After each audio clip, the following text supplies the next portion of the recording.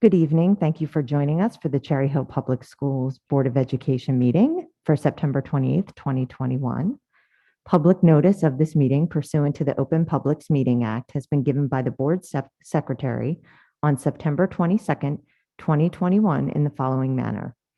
Posted notice on the school bulletin board at the administration building, transmitted to the Courier Post, Philadelphia Inquirer, and the clerk of Cherry Hill Township. Please stand with me for the Pledge of Allegiance to be led by Elijah Lowy.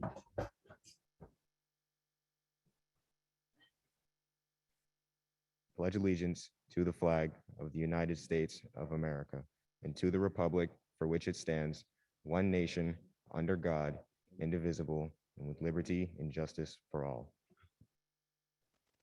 Okay, I will now turn it over to Mrs. Sugars for roll call.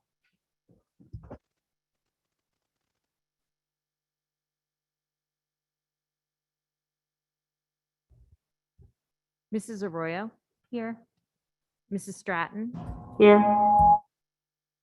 Ms. Friedel? Here. Mrs. Matlack? Here. Mr. Avaria? Here. Mrs. Schultz? Here. Ms. Stern? Here. Mrs. Tong? Mrs. Neary? Here. Okay. We will now move to approval of minutes. The superintendent recommends, and I move the following. 5.1, approval of minutes, special action meeting, board retreat dated August 4th, 2021.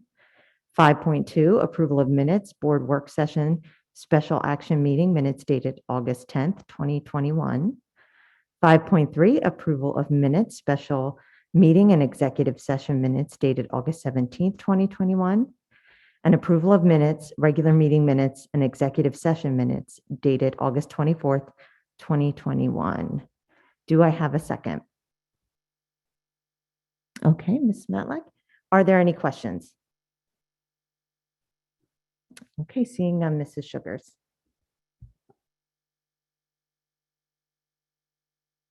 You may cast your votes, board members. Ms. Sugars, I have to abstain from the 24th minutes.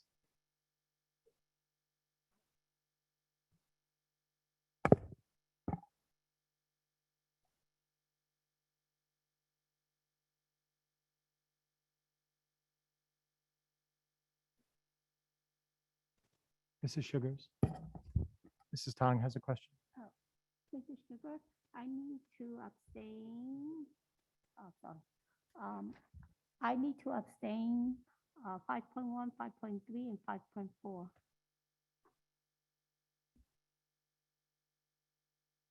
Thank you.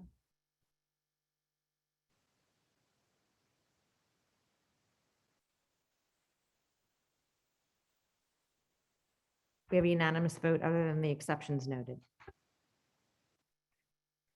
Okay, great. Thank you. Next, we have board recognition of new staff members, and I'll turn it over to Dr. Milosh. Thank you, Mrs. Neary. I'm very excited. This is always an exciting board meeting for us when we get to welcome new staff members into the district. A little different this year just because of the structure. Normally, we have the new staff members join us in the boardroom at Malberg, and we announce their names and have them come up, and we have cherry pins, lapel type pins that we give to them. Because of our structure tonight, I am going to go through and read the names. We have people that are with us here in the audience. We also have people who I know are watching online. And then Mrs. Wilson and I will send a little card with the cherry pins over to the new staff members. If there are any new staff members with us in the room tonight, when I call your name, if you would just walk down and stand in front of this little pit railing here so that you can be recognized and just face the audience. So I'm reading through the names alphabetically, and this is a combination of certificated staff, non-certificated staff, support staff, and even some of our coaches and administrative folks who are new to the district. Amy Addis, Tanya Anderson, Scott Arnauer, Marissa Boschman, Carolyn Bernstein, Jessica Bivens, Jonathan Brand, Aaliyah Brennan, Dumar Burgess, Lauren Cangiano, Johanna Carrion, Dana Castagna, Margaret Clark, Lisa Clendaniel, Karen Conlin, Suzanne Cosenza, Danielle Kuspelich, Kimberly Custer, Blaise Dalio, Tony Damon, Dial Davis, Sandra Days, Mary Delaney Bean, Olivia Deal Reed, Eva DeGiulio, John Doherty, Amelia Dorelli, Daniel Ennis, David Arati, Camilla Espina, Diane Fader, Sarah Foley, Robert Foster, Stacy Garson, Adam Gordon, Eric Hawkinson,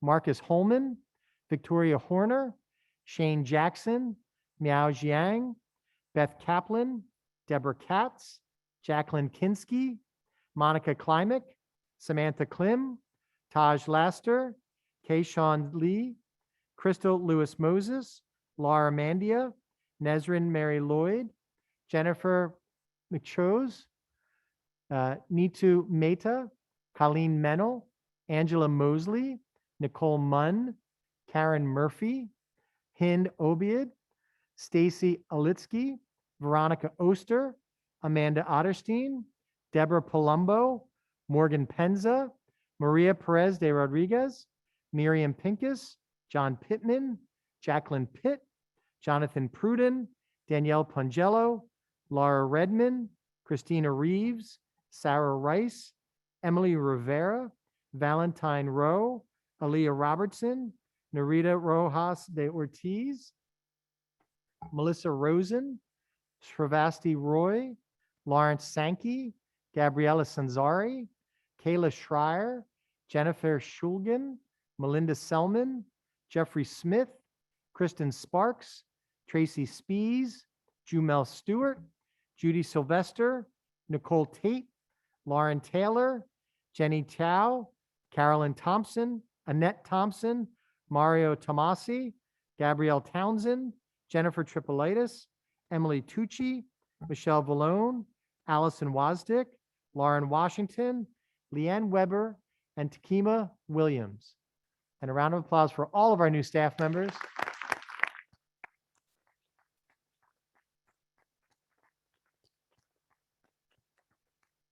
Congratulations to all of you. We are thrilled that you are here. Being a staff member in this district is so vitally important. The human resource in Cherry Hill is absolutely the most important resource that we have at any time. And you as the human beings that are working with the best part of our community, which are our children, are incredibly valuable to all of us. So welcome. Thank you for being here. And Mrs. Wilson, I will send you out a little note card with the pins and all. All right. Congratulations. You don't have, you're welcome to stay, but you don't have to stay for the rest of the meeting. Except you, Marcus, you have to stay because you're running the, the Zoom. Okay, great. Thank you. And congratulations to our new staff members. That will bring us now to presentations. And I believe we also have a presentation this evening, Dr. Milosh. We do have a presentation this evening. We have another update on the road forward. And we actually have two new voices who will be presenting. When I say voices, because at times it is difficult to be able to see. I know the people that are watching on Zoom, it's tough to see the people that are sitting on the stage. Even in the audience, sometimes it's tough to see all of the people that are sitting on the stage. But we do have an updated presentation, and joining me tonight to do the presentation is Dr. Mahan and Dr. Morton, who most of you, if you've watched our meetings, have seen before, our two assistant superintendents for pre-K to 12 and curriculum. They are the two folks who oversee the principals, work with the building principals, oversee the curriculum department, that are intimately involved in everything that's going on instructionally in the management of the buildings. And then also Mrs. Wethington, our assistant superintendent for equity, compliance, and student services. And joining us, a fourth person or a fifth person on the team tonight is Mrs. Barbara Case Abner. Many of you know Mrs. Case Abner as the nurse at Beck. She is also the lead nurse in the school district for us, which means for our 22 nurses in the district, she serves as that primary contact for the administrative team. She is the direct liaison with Virtua Health System, which is our district doctors. She is the one that keeps her finger on the pulse, literally and figuratively, of everything that's going on in terms of health sciences and public health here in Cherry Hill School District. So I'm going to do a little bit of an introduction as Dr. Mahan starts to move us through the slides. So again, just breaking down 4 different things that we're going to talk about in the presentation. As we always start, we're going to do it briefly again tonight, just because we have to have it as our foundation, talk about our mission, our goals, and our commitments. We're going to talk about breakfast and lunch. So when we developed the presentation for this evening, we talked about, what do we need to update the folks on? What do we need to update the board and the community on in terms of the road forward? As we are in this last week of September, yes, it's already the last week of September. Friday is October the 1st. We've been making great transition back into the school year. There's been some really hot topics that folks have contacted us about, that are talking with principals about. And we wanted to focus on those tonight. So breakfast and lunch, transportation, and quarantine guidelines. Those are going to be the 4 areas of our focus this evening.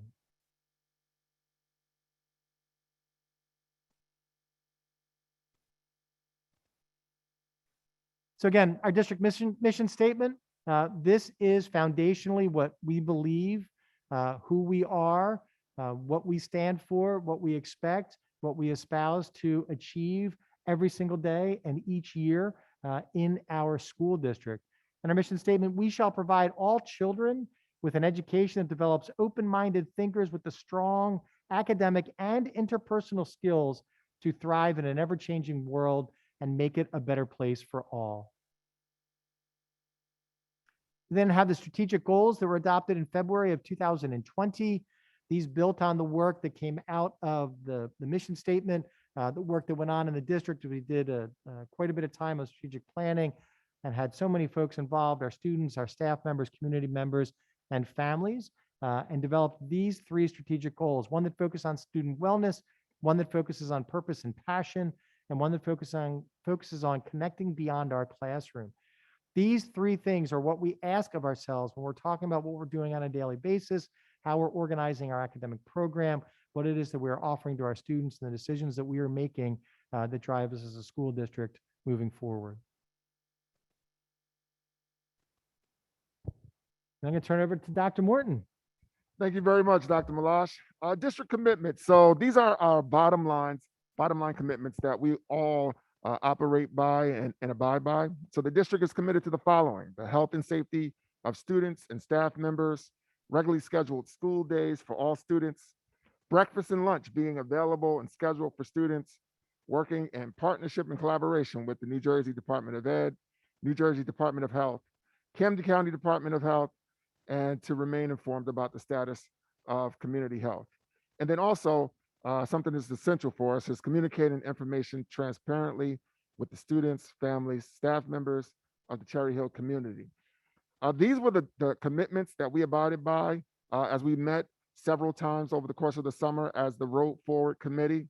The Road Forward Committee was a diverse committee of stakeholders from all across the community.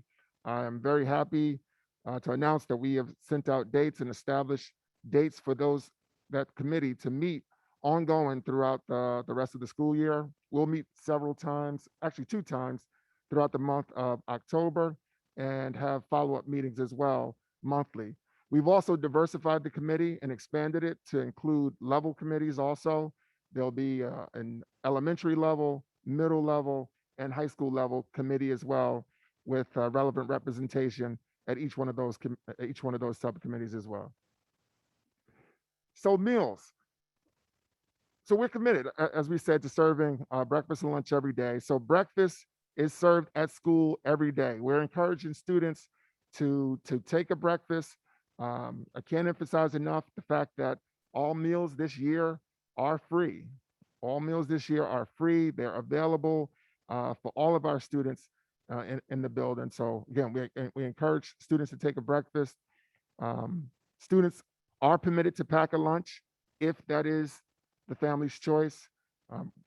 Nothing prevents students from bringing lunch to school. I just wanted to mention that students on out-of-district placement also will receive free and reduced lunch. And just as another reminder, the free breakfast and lunch does not include snack. Next slide. So again, just to emphasize, Lunch is served at school each and every day. Our building principals should have communicated information out to families to make them aware of the specific arrangements for their buildings. I believe on the week of September 20th, hot meals began to be served. And it's my understanding that as we move forward in the school year, they'll start to integrate and introduce additional meal options as well. So transportation has been challenging for us. We have experienced more traffic probably than ever before. I was over at High School East this morning, and the parking lot was mighty full with student drivers and lots of drop-offs. But with that being said, I think our transportation department, I know our principals and the entire administrative team have been working hard to improve conditions, and things are improving. Things are improving with arrival and dismissal times. At the elementary level, they're trying to work on communication and have sent out delayed calls to notify parents in the event that buses are delayed. And we're happy to see continued increases in drop-offs, but we know that there's work that continues to need that needs to continue to be done. And we appreciate your patience as we work to improve bus schedules. All right, I'm going to turn it over to Ms. Weatherington. Thank you. Thank you. Thank you, Dr. Martin. So the infographic that you see above was shared with families, posted on the district website, and sent out via social media. The graphic is specific to students and provides a couple different scenarios. If the student is a close contact and is vaccinated and was wearing a mask, if the student is a close contact and was vaccinated and not wearing a mask, if the student is a close contact and not vaccinated but properly wearing a face covering, and then if neither scenario is in play, they're not vaccinated and don't have a face covering, then you'll see what their contact was with the person who's COVID-19 positive, and if they do not have to quarantine, which is the purple no quarantine, or if they need to quarantine, which is the red quarantine. So Mrs. Case Abner is going to talk about travel for vaccinated and unvaccinated travelers. Hi, good evening. Basically, anyone who travels and is unvaccinated will be required to quarantine. It's up to you whether you want to get tested before you go. The CDC recommends it. But for school purposes, we will have you quarantine. The quarantine is 10 days. If you come back from travel, day 1 starts the day after you return. And you come back essentially on day 11. So that's without a test. If you get tested, and the testing would have to be 1 to 3 days following your return, then you can shorten that quarantine time to 7 days, returning on day 8. And of course, if you have any questions, you're going to just call your building nurse. But we're abiding by the travel guidelines. The exception to this rule for quarantine would be if you're fully vaccinated 2 weeks post vaccination for the Moderna and Pfizer, or 2 weeks past your J&J vaccine, or if you've had COVID in the last 90 days. Those people would not have to quarantine. And just a little note at the end of the slide here with the quarantine guidelines. If your nurse contacts you that one of your children has COVID compatible symptoms, which you can find on the checklist that's on our CHC website, we do also send the siblings home because we follow the health department guidelines. We wait for your child's test to come back. If it's positive, then the siblings would be considered household contacts. And if it's negative, then we know we'd follow the regular health department exclusion guidelines for the sick child, and then siblings would be able to return.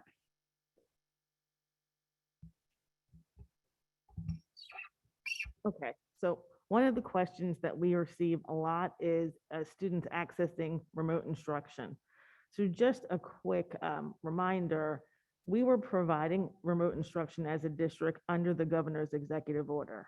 That ended at the end of the 2021 academic year. So we no longer have the authority to provide remote instruction. And the graphic below is something that was sent out by the governor's office, just going over, we were permitted to provide remote instruction. Students are expected to be back in school this academic year, and remote learning is not an option for families.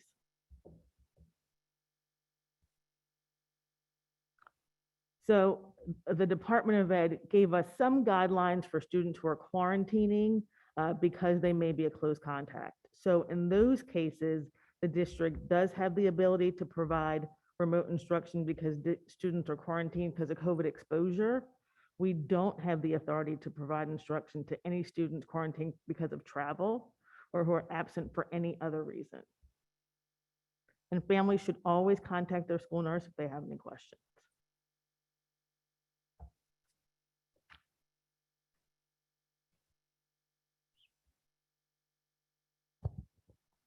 And that concludes our presentation or updates for tonight. If there are any questions, we'd be happy to answer.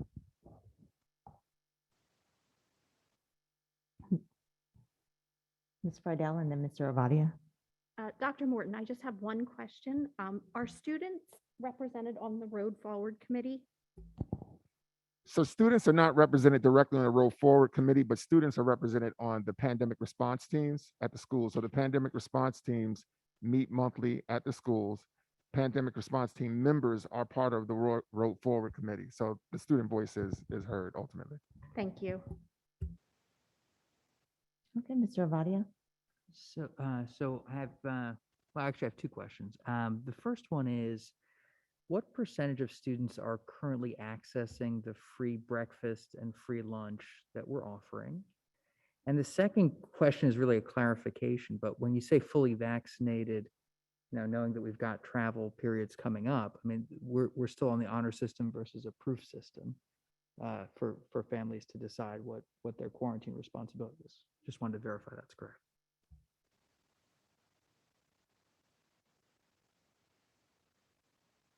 So Mr. Vadia, I can respond to the immunization. If students have been immunized and it's part of the immunization registry, then we're able to see that because the nurses have access to that information. Does that answer your question?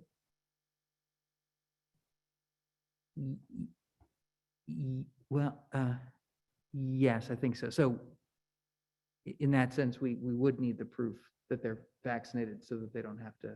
We can tell if they're vaccinated, Okay. unless they've been vaccinated within a day and it's not uploaded into the system. Got it. And so would our encouragement to families be, if this is an addendum, to send that into the nurse? Yeah, absolutely. And plenty of parents, in addition to us being able to view it through NJIIS, multiple parents have sent in proof of their children's COVID vaccination, so they're pretty willing.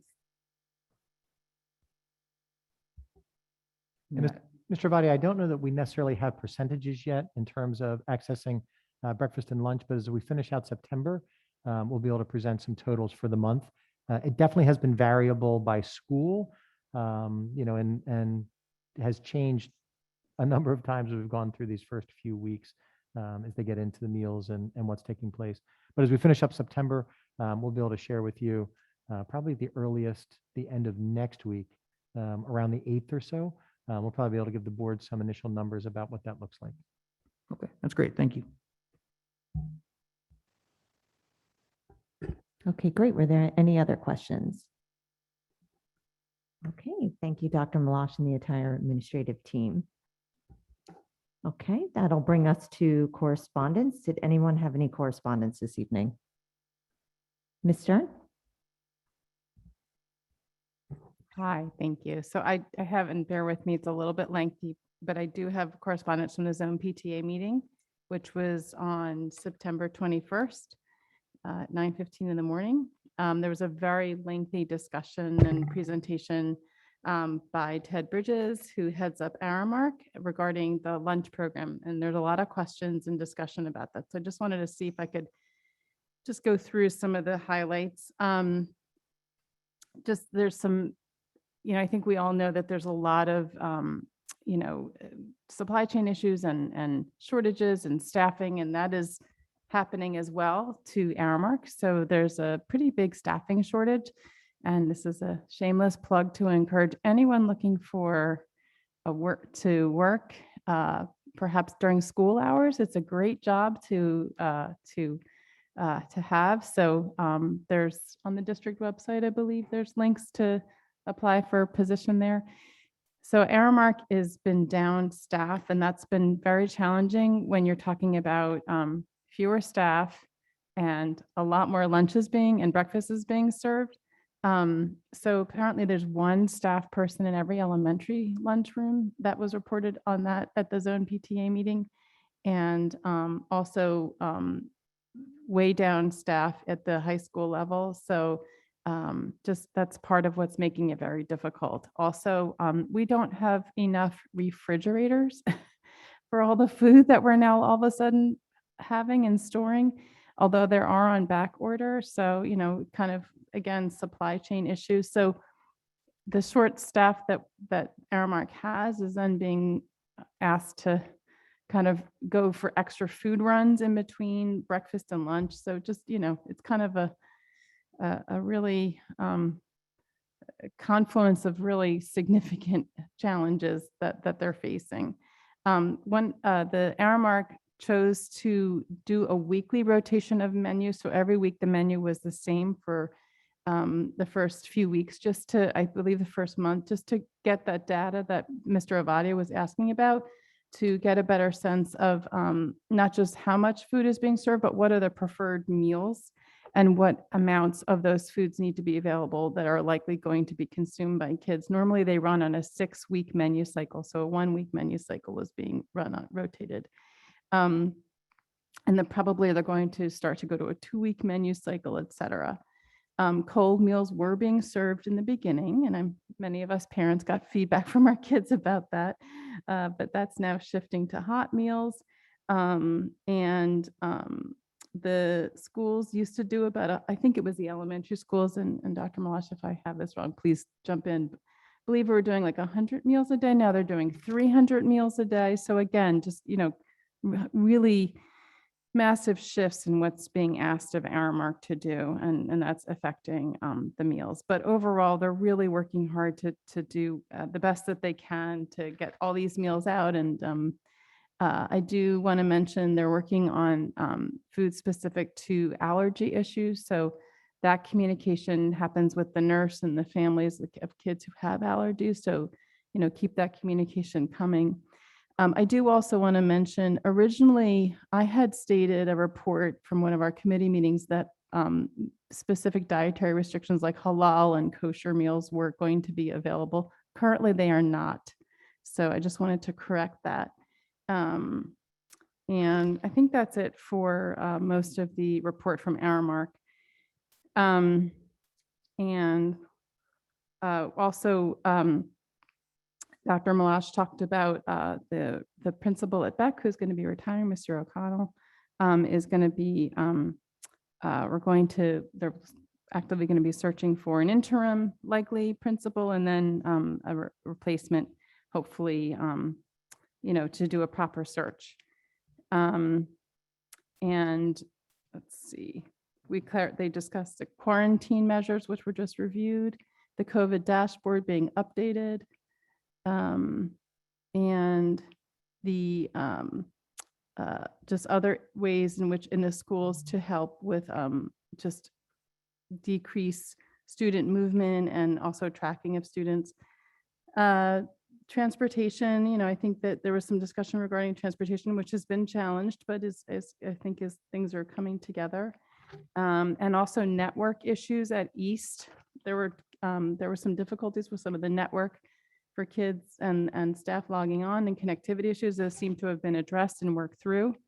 The Eureka math textbooks are still, they're on order. They're going to be coming in, but right now all the teachers who are using the Eureka math curriculum do have access to the electronic version, and they are also have access to be able to print out materials as needed. Talked about high school graduation, which is, this point is being planned to happen at the Leocora Center and the dates are set. Middle school graduations as well. And they talked about looking at making sure there are built-in mask breaks. There's things are being done a little bit differently at each school. So really working on making sure that the kids, at all grade levels are getting mask breaks. And the shade structures, I know we were talking about outdoor lunches, et cetera. The shade structures are still on order, but they're on their way to becoming, I'm not sure, Dr. Milosh, if you want to give a update on that, but I know those are due to come in soon, or perhaps Mrs. Sugars, I don't know, whoever might know the date on that. And the last thing we talked about, was the upcoming presentations with all the schools regarding the community meetings, regarding input on helping to shape and develop whatever bond we will be moving forward with. So talking about all of the building needs and getting the community meetings and discussions from stakeholders about, where our community really wants to see us moving in that direction. So that was about it.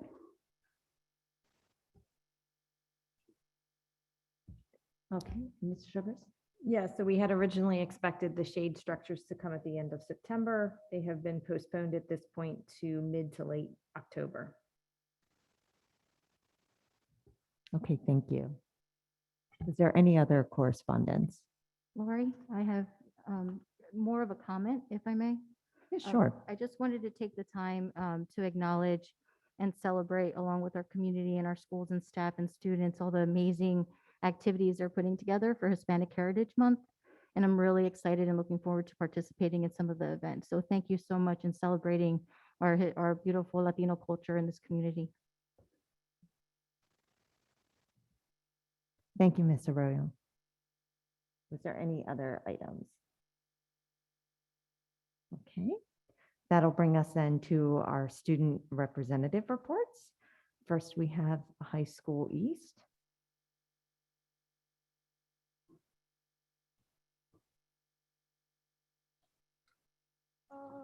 You hear me? Yes. Hi, everybody. I'm Arla Santiago Ramos, the representative for East. So yeah, happy Hispanic Heritage Month. It's my favorite month of the year because I'm Hispanic.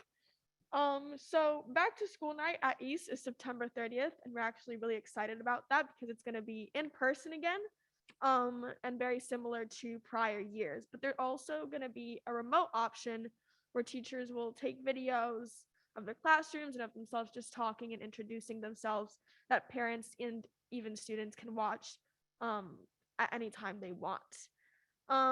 East just had their activity fair, and it's Monday and tomorrow because today was bad weather during their lunch periods, where clubs can present themselves to new students and you can sign up to different clubs, and that's running really smoothly. It's something we didn't have really last year, so we're also really excited about that.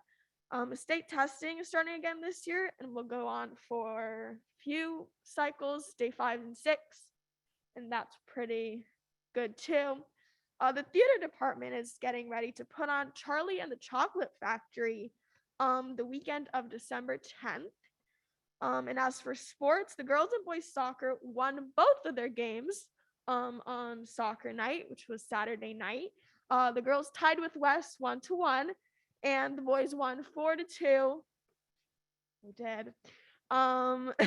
Saturday night, which I was very proud about. So moving on to more pressing matters, the traffic at school is really bad. And honestly, it's not really the traffic, it's like the danger that is within crossing, like from the parking lot to school. It's incredibly dangerous. I've seen like multiple accidents and kids almost getting hit multiple times.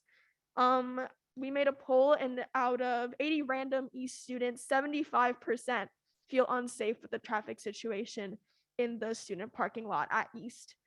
So I feel like a way this could be easily like put to a little bit of a stop is putting a crosswalk at the student entrance. There is no crosswalk right now, so you just have to close your eyes and run and hope to get across. Like there's no way for like police officers or whoever to stop traffic for students to get safely across. So a crosswalk would really, really help this. So there's like an actual system where students can get from point A to point B without potentially dying. On that note, parking pass registration for seniors opened today and is open for juniors on October 4th. Another issue that has gotten a lot of students' attention, as you probably know, is homeroom during lunch. At the moment, students have one LB to eat and one to go to their assigned homerooms. Don't get me wrong, we understand and we really, really appreciate you taking into consideration our health and taking all of these precautions to keep us safe. But really, the lunch system is kind of having the opposite effect. Right now, there's about half the school in two tiny rooms. There's two courtyards, but again, with the weather and it getting colder, everyone's coming inside into these two rooms that are extremely crowded. Nobody's wearing a mask because they're eating. And then they go to homeroom with 35 students, especially at East, where there's just so many students and not enough teachers. Where a lot of people just don't go to homeroom, and it really increases the amount of students in the cafeteria. Again, we need another poll of random East students, and 90 students answered this question. And 91% do not feel any safer going to homeroom as opposed to having the free lunch period as we did in previous years. Relaxing homerooms really help this issue, and I think would really increase COVID safety, because this gives students the freedom to eat wherever they need, whenever they need. And it gives the option of going into other rooms like teachers' rooms and just stuff like that to eat, which again reduces the amount of students in the actual lunchrooms at all times. We did another poll and 97 students answered this one, and 100% of them said that they would really prefer to have the free period instead of going to homeroom.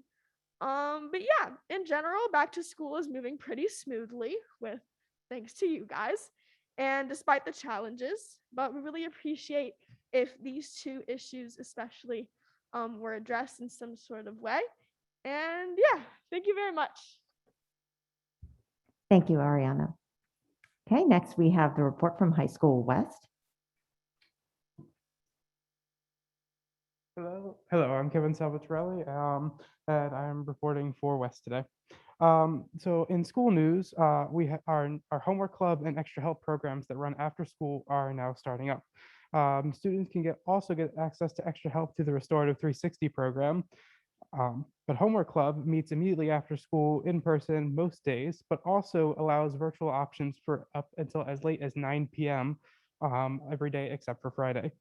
In activities news, Latinas at West will be touring multiple schools on October 15th with their usual kind of Spanish Latino heritage show. I will be helping tour to allow it to be live streamed, so that way students across buildings can watch it without having to all crowd into their school's cafeteria or APR. Also in activities news, peer leaders have begun their regular health class and homeroom visits. During these times, peer leaders help freshmen get involved with school activities and feel more comfortable in their school. Lions Roar has also started meeting on Mondays during LB1 virtually via Google Meet. Lions Roar will be publishing its content digitally on its website at westlionsroar.com. In departments news, the Performing Arts Department, and specifically vocal music, is back in action and is very excited to be going into an hopeful in-person performance season, as well as having in-person rehearsals rather than our former virtual format in last year. The theater department is very excited to also be getting towards its season and will be holding auditions for its shows as soon as they are approved. And that is expected at the curriculum and instruction meeting next week. Instrumental music had and the marching band went to a competition, which I believe they came in second in their competition. From the athletics department, fall sports are underway, and fall sports are a home for character education and community for many of our students after school hours. We are also launching a new esports program at the high school level at both high schools. West, it is advised by Ms. Begley, and she is very excited to hit the ground running as coach for this program. Also over this weekend was a great night for Cherry Hill soccer for both boys and girls at the West versus East games, which were held at the Deco Fields at Evesham and Cropwell Road. JROTC also has some updates.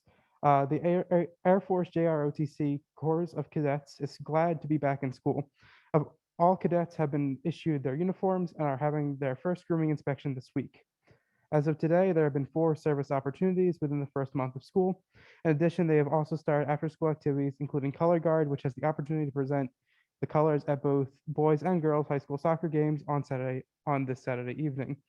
They were also able to announce the 17 cadets who have earned the Aerospace Education Foundation Academic Excellence Badge. This badge is awarded to current junior and senior cadets for academic excellence in their GPA on their transcript. The guidance department also is conducting its senior meetings with senior students to help plan for their post-secondary education. These valuable meetings give students the opportunity to share their ideas and use the guidance counselor's wealth of knowledge to plan for their future. And senior college night will be conducted virtually, and an email was sent out to West families earlier this week. Now comes to the student comments and concerns. On start times, we are glad to see the effort towards finding an improved start time for our schools and are grateful for the community engagement. We ask everyone to fill out the survey if they have not already. It was sent via all English Google Classrooms. It was sent via our All Things Students classroom. It was also emailed out to all families as part of weekly updates. As for lunch, there are some concerns for lunch. Our students, but we are working towards them. In collaboration with students, staff, parents, administrators, via our pandemic response team, and other general community discussion, we are working to address some of the concerns about lunch and a number of people in our cafeterias.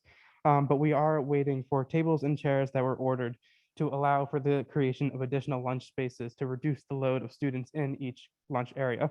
We are also hoping to add on an additional mask required area for lunch periods for students who do not wish to eat and would like to be able to wear a mask the entire time that they are in school. And then in very exciting news for, as this has been something that West administration has looked forward to for many years, is tonight there is on a first reading of policy for a revised careers and technical education policy. And we are very excited to see progress towards reestablishing careers and technical education in our programs within our district. And our current principal, Dr. Damon, is looking forward to what the future holds and hopes to create additional paths to post-secondary education for all West students. And we hope that those programs will be extended to everyone across our district from elementary to high school level. Thank you. Thank you, Kevin. Okay. That'll bring us now to our first public comment. The first public comment is on board action items only. That's items being voted on 14 through 17. Each public comment shall be subject to the 3-minute time allotment. And I'll go ahead and read this statement. Cherry Hill is a community that values education. Issues that affect our children, schools, and community bring out strong emotions in all of us. The Board of Education takes seriously its vision to work with civility. Please join the board in sending a message to our students that even the most difficult issues can be addressed while showing respect for one another. And as we've done in the past, we will go ahead and take members from the audience and then on the phone, and we will take our students first. So students can speak first.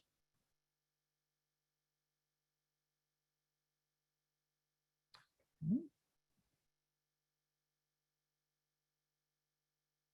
Just a moment.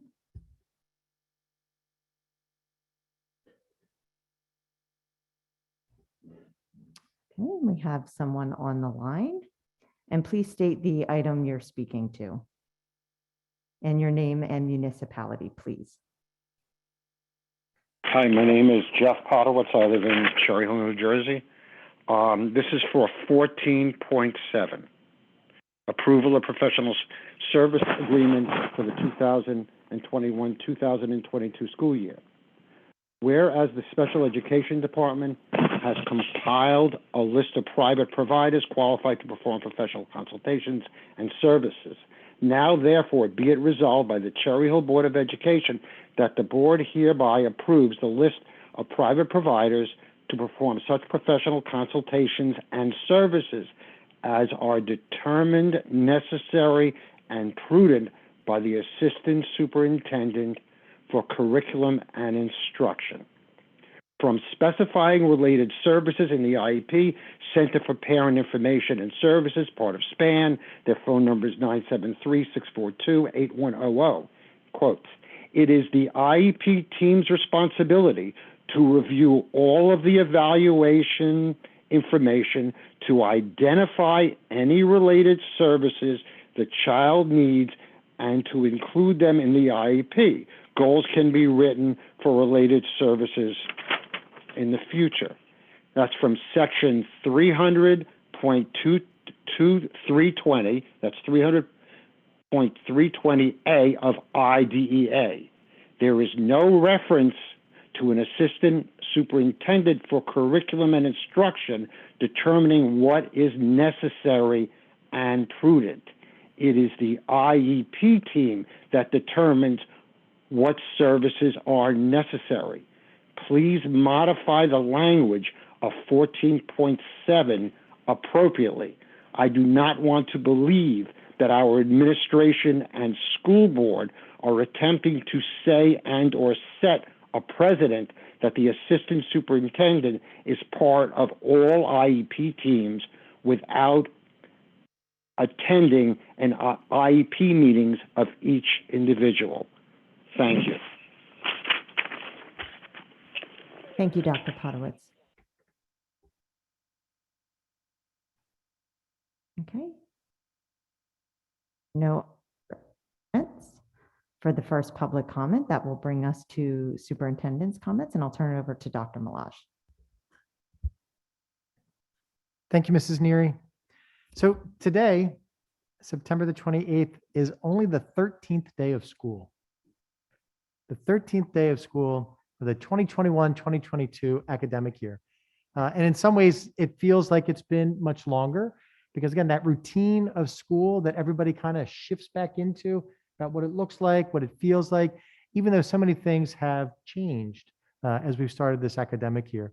But it is always good, I think, for us to keep in perspective about how long this year has actually taken place and where we are in terms of the progression. Again, I'm appreciative of my colleagues who delivered the presentation this evening, of Kevin and Ariana for the presentations that they did tonight to give us the updates on what's going on at High School East and High School West, to truly share with the board what their experiences and the experiences of their peers are. Always incredibly valuable. I've had the opportunity to be in all of our schools at this point during the course of the year. And it honestly is joyful to have children back in the buildings, to see them interacting in the classrooms, to see them in the hallways, to see them outside, to see them at mealtime. Definitely some things that we need to continue to work on and to improve. Again, as people get back into what this new normal and this new feel is for being in the schools. But truly joyful to have students back in the schools with our staff members, learning, talking, discussing, interacting, and truly demonstrating their understanding and their growth. It's been kind of fascinating to hear directly from some of the students at the different levels about what their experience returning has been like and how it compared to what last year was, or even the year before. There are so many students that made transitions to new buildings this year just because of what the last couple of years have looked like. So it truly has been a wonderful experience. I want to thank all the parents that have reached out and have been in contact with teachers, with principals and counselors and our school nurses, with the administrative team to give perspective on what is happening with their families and with their children as we have opened schools. Transportation and the morning arrival has absolutely been a challenge. Pickup has been a challenge at times as well, but certainly not as challenging as arrival and drop off in the morning has been. As Dr. Morton talked about in the presentation, the increased volume of traffic, and Ariana talked about it in what she said, the increased volume of traffic and people that are around has definitely made it harder with the arrival to school. There's an incredible amount of road construction that's going on in Cherry Hill that also shifts on a weekly basis as they go through the neighborhoods and continue to do the work, all of which is great for our community, all of which makes it incredibly challenging for buses and for people who are driving to school. Continue to ask the indulgence of families to be patient and to take their time. There was an accident this morning in front of High School West. Child was getting out of a vehicle on Chapel Avenue And as he was exiting the vehicle, the car was rear-ended by another car right in front of the school. Thankfully, nobody was seriously hurt, although there were injuries. Always want to tell people to please be incredibly careful, especially around our schools. You should always be careful when you're operating a vehicle, but especially around our schools. Take your time, leave extra early, leave before you think you need to make sure that the kids can arrive. Continuing to work with our transportation providers. We've talked about transportation being a challenge in this area for a number of years. It's a nationwide problem, a very serious problem in terms of being able to hire folks. Ms. Stern talked about Aramark that continues to, they have a number of open positions. Aramark is our food service provider. Our Aramark team, they ran open interviews all summer long, every Wednesday. They're continuing to look to hire staff members. We're continuing to look to hire staff members, educational assistants, cleaners, grounds folks. So there are jobs that are out there. If people that are interested, please have them reach out to us, get in contact as we look to continue to hire. We are in the midst of back to school night season. Back to school nights have seemed to go really well. Again, I'm thankful to the parents by abiding by the guidelines that we have set forth, the mitigation strategies that we're using in the midst of the public health concerns. The teachers and staff members have done an incredible job with what they've put together, with what they've delivered.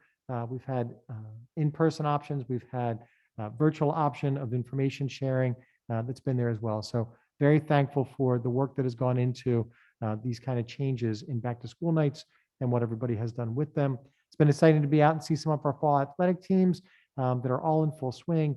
Activities and clubs and music programs are also launching at this time. If your children attend any of our secondary schools, please make sure they get involved in at least one activity or sport during the course of the year. It dramatically changes the experience that they have in our schools. We don't have anywhere near the same level of after-school programs at the elementary level. There are some things that occur later in the year, but at the secondary schools, please encourage your children to get involved in something beyond just attending and going to class. We will continue to work with Aramark about the food service and about what meals look like. Again, some of that at the elementary level was purposeful as they started with cold meals in the beginning of the year, just to get the elementary students back into a structure about what is going to look like to receive those meals, where they were going to eat between inside and outside. They wanted to make sure that there were things that were carryable, for the children. If you've never had the opportunity to be around, 100 kindergartners and 100 first graders at the same time that are eating lunch, it's a wonderful experience. But the beginning of the year, especially when they're eating lunch from the school, is a challenge. That's lots of packaging to open, lots of things that are new and that are different. And again, we've talked so much about transitioning our kids back into school. There are routines, there are expectations, there's how we are doing things that are different this year than they have ever been in the past. So again, as families, we appreciate the support as we continue to work through those. If you have not checked, please make sure you spend some time looking at the website. We've sent out information about Care Solace. Care Solace is a concierge program for children or family members of our staff members or family members who need support either with mental health or with some sort of substance problem. The contact information is right there on the website. It is confidential. We do not get any information about who calls it. All of our students, all of our staff members are eligible to use it. Please make sure you spend some time as a family to see what's available through that. Again, based on the way that the world has been the last few years, we believe this is something that was very important for us to provide for our families, for our staff members, and for our community. Mrs. Arroyo mentioned earlier, we are in the midst, as did Ariana, we are in the midst of Hispanic Heritage Month. It's one of the only specialty months that's recognized during the course of the year that actually goes across 2 different months between September and October. There have been wonderful activities that have gone on in all of our schools. In fact, we did, Mrs. Wilson and I did a quick minute with Senora Rivas Mintz here at High School West. And one of the things I asked is, ask your child, how are they celebrating Hispanic Heritage Month? How are you celebrating Hispanic Heritage Month? One of my favorite activities during Hispanic Heritage Month is the annual tour that our Latinos at West do. There's music, there's dancing, there's cultural information that's shared at a number of our elementary schools. That is, as Kevin said, is coming up on October the 15th. I'm incredibly excited to see what it looks like. It changes every year based on the students that are in the program and what they are able to offer to our elementary school students. So be part of the celebration, be out there, be vocal. And if you have questions, please make sure you stay in regular contact with your children's teachers, with the counselors, with the principals. You can always reach out to us as well. And October's coming, Friday. Thank you, Dr. Milosh. Sure, go ahead, Ms. Friedel. Dr. Milosh, my question really is about the care solstice. So it's on the website, but the statistics are showing that staff, students, families are really experiencing a lot of mental health issues. And I think it's really important to communicate not just this information, but a lot of information with multiple touch points. So are there other means? I know I have students in 2 different schools, and I don't recall seeing anything in the weekly email and so forth, but is there other touch points so that if a family isn't regularly going to the webpage, that they're getting this information and this knowledge in other formats? Yes, let me just see if Mrs. Weddington or Ms. Mallory want to talk about the information being sent out.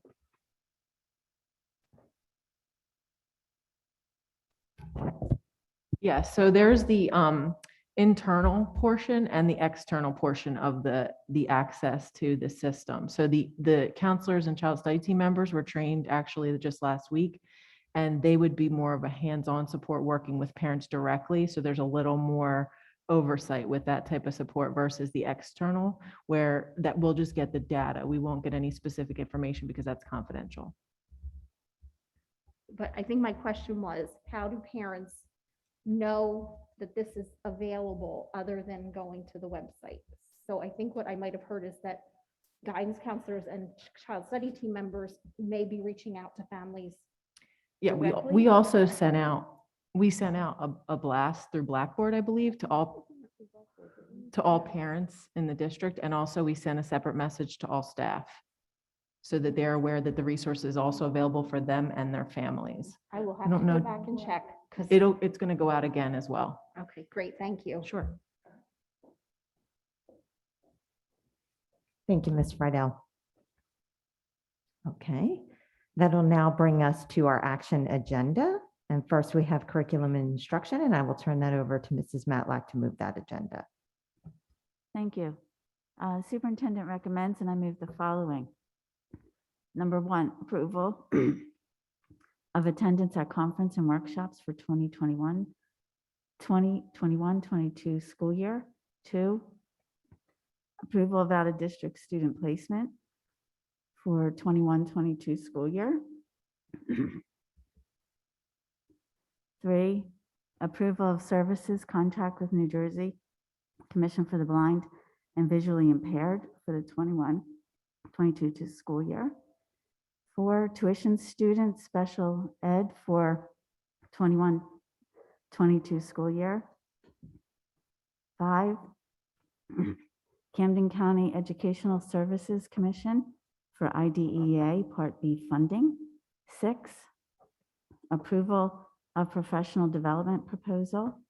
7, approval of professional service agreement for 21-22 school year. 8, approval of special education settlement agreement. And 9, first reading of policies. Do I have a second? Mrs. Schultz, are there any comments or questions?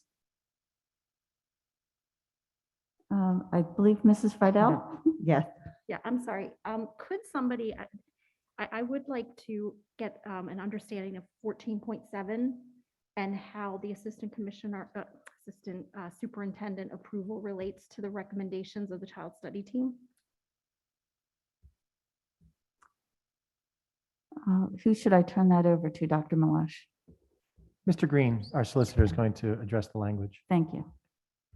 It's basically administrative oversight. The assistant superintendent is charged with making sure that that is compliant, that the assistant superintendent is not making a decision on her own. She's making sure that all of the services are appropriate through the IEPs. So it's administrative oversight. Okay, so the recommendation goes to the assistant superintendent from the team. Right. And then that the assistant superintendent just reviews and signs off. Right. And has to secure somebody to provide the services, right? Which is what this does. All right, thank you. Thank you. Are there any other comments or questions? Seeing none, I'll turn it over to Mrs. Sugars for the vote, please. Okay, board members, I have opened up the online voting. You may cast your votes. Mrs. Sugar? I need to abstain from 14.8 as I missed part of it. We can't hear you through the microphone, Ms. Stratton. Is this better? Can you hear me? Mrs. Stratton is going to abstain from item 14.8.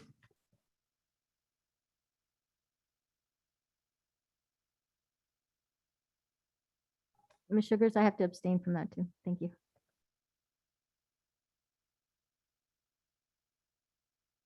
Okay, other than the 2 abstentions noted, we have a unanimous yes vote. Okay, great. Thank you, Mrs. Sugars. That'll then bring us to business and facilities, and I will turn that over to Mrs. Schultz to move that agenda. Thank you. The superintendent recommends and I move the following. Number 1, financial reports. Number 2, resolutions. Number 3, resolution for the award of transportation. Number 4, approval of Cherry Hill, McKinney, Vento, DCPMP students going out of district for the 2021-2022 school year. Number 5, first reading of policies. And number 6, acceptance of donations. Do I have a second? Mrs. Friedel, are there any questions? Seeing none. Okay, board members, the online voting is open. Mrs. Sugars, I need to abstain from interactive kids on the bill list. Mrs. Sugars, I also need to abstain from interactive kids on the bill list, please. Mrs. Sugars, I need to abstain to Henry Schein on the bill list, please.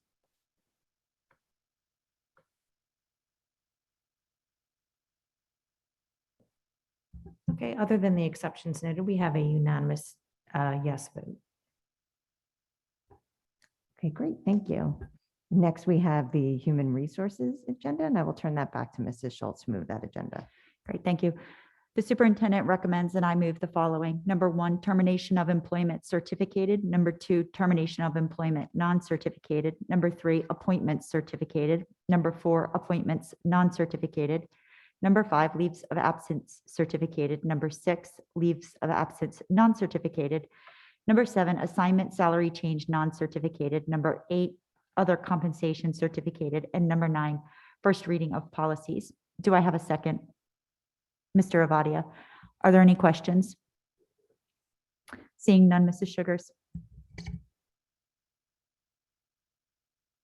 Okay, board members, the online voting is open.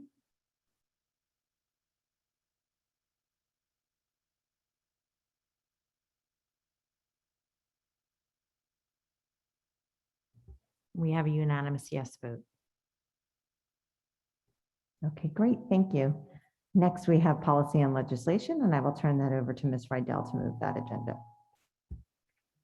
The superintendent recommends, and I move the following. 1, resolution for recognition of Week of Respect. 2, resolution for recognition of School Violence Awareness Week. 3, first reading of policy. 4, second reading of policies. 5, abolishment of policies. 6, action consent to approve policy and legislation items 17.1 through 17.5. Do I have a second? Mrs. Neary, any questions? Seeing none, Mrs. Sugars? Okay, board members, the online voting is open. You may cast your votes.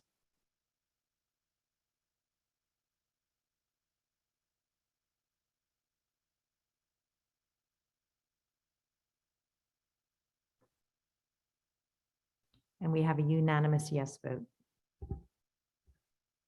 Okay, thank you, Mrs. Sugars.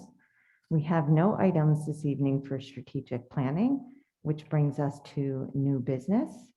And I had an item for discussion under new business, seeing as that we have committee of the whole for October, November, and December, which is actually not that many, bringing us to the end of the year, and wanted to bring to discussion with the other board members in order to be effective and a good use of our time going forward for those 3 meetings about streamlining it so that we could move to a consent agenda, where for both of our meetings, we could then approve, and correct me if I get this wrong, Dr. Milosh or Mr. Green, but we can then vote on our action items within one motion.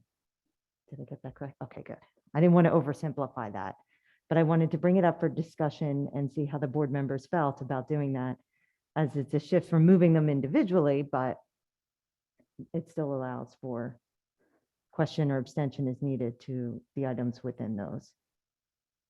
So did anyone have any questions? Ms. Stern?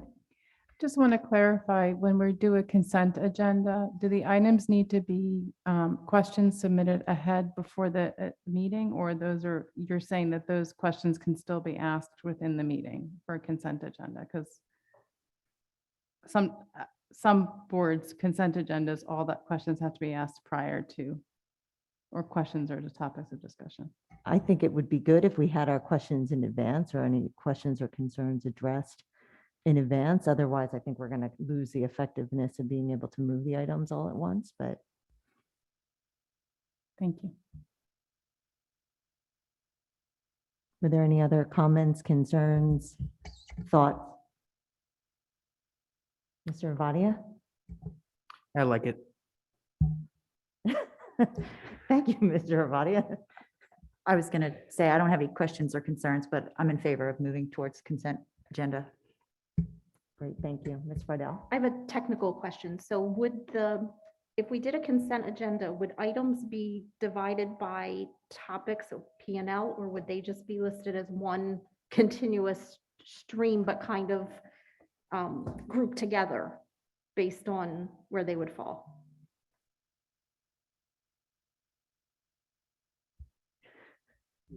So typically what would happen is your agenda would look exactly as it does now. It's just that you would move all of these items as one resolution.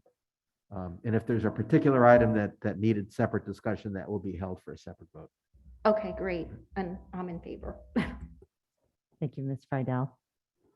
Ms. Arroyo? Ms. Stratton? Yeah, I agree. Great. I'm in favor. Thank you, Mr. and Ms. Matlack. Just a quick question, procedurally, would the items be read? Like we read it now, each chair reads it, but would the board president read the items? We would just move it, right, Mr. Green, where we would say items 14 through 18. That's correct. You would just move it by the numbers. So you would move motions 14.1 through 19.2 or whatever.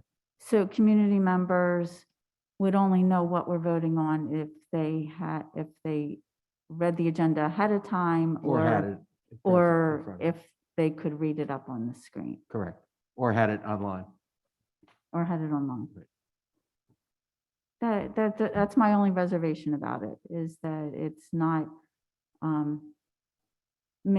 be perceived as not transparent by the community, since we're not reading it out loud, nor discussing any of it. We're having our questions answered ahead of time. That would be my reservation about it. I think it's a time saver. But yeah, So I I think just had to we- express that. Yeah, thank you, Ms. Matlack. I think the goal would be we'd have those conversations in the committee of the whole, because that's when we're going to be moving the items, would be following that meeting. So asking our questions in that committee meeting, moving them, they'd still be listed. You'd see them in the committee, the community could read them. We're just moving them as one motion, not reading them out separately. At least that's the way I'm understanding it. So anything added between the committee of the whole and the action would be then read out loud, or no? That would be up to the board in terms of how you want to process that. So you would not necessarily have to do that. However, if there are questions that were not able to be addressed at the COW because it's a new item, then presumably that item would be pulled out separately. It will depend on, to some extent, whether there are questions that need to be addressed that night on that item.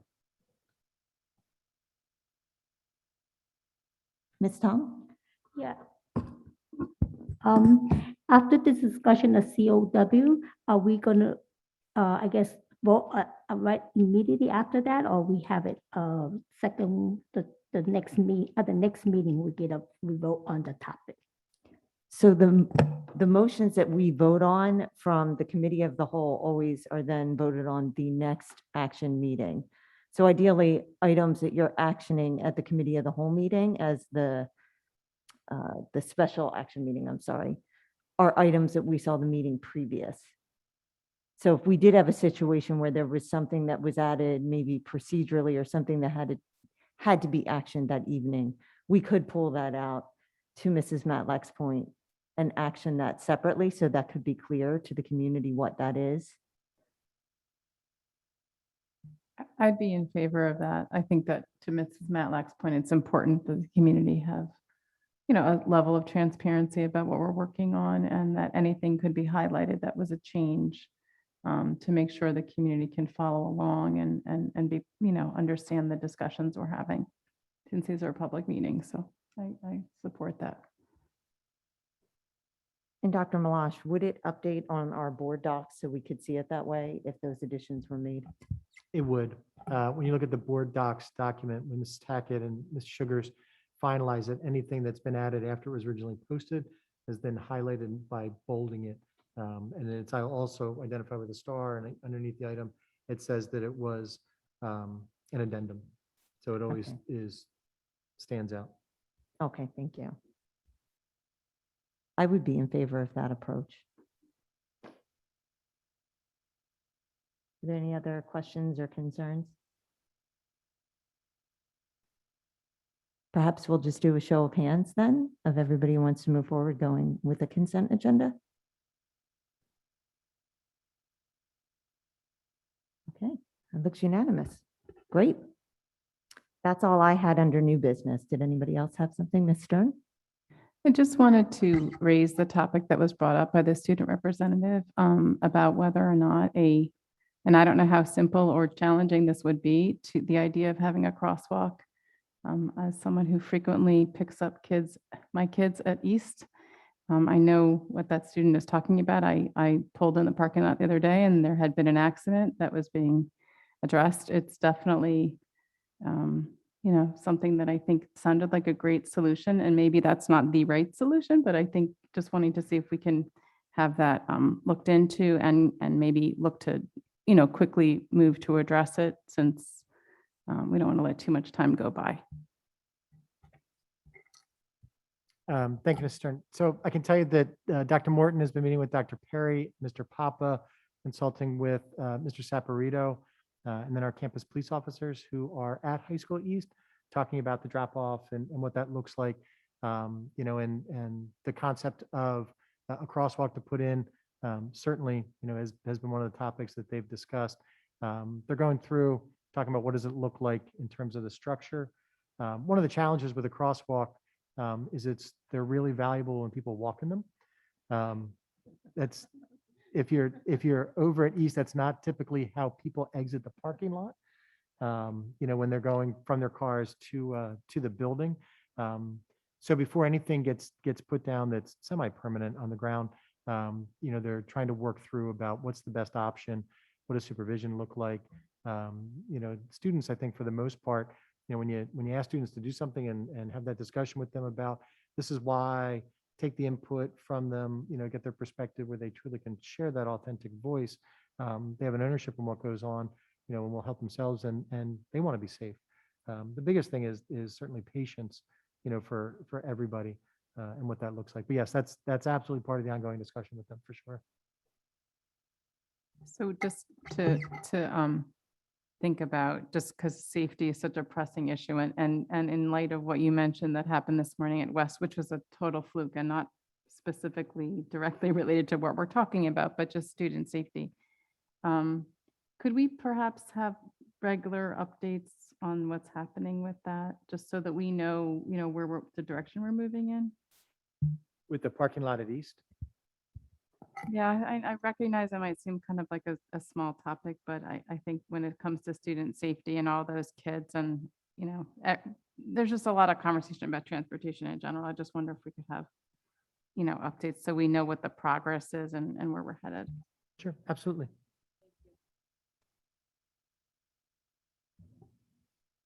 Okay, Ms. Tong?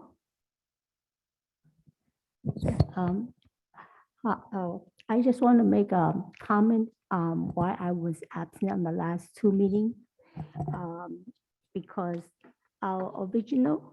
originally, we have remote BOE meeting, but I think at the end of June or July, we come in a consensus that we're going to go back to in-person meeting starting August.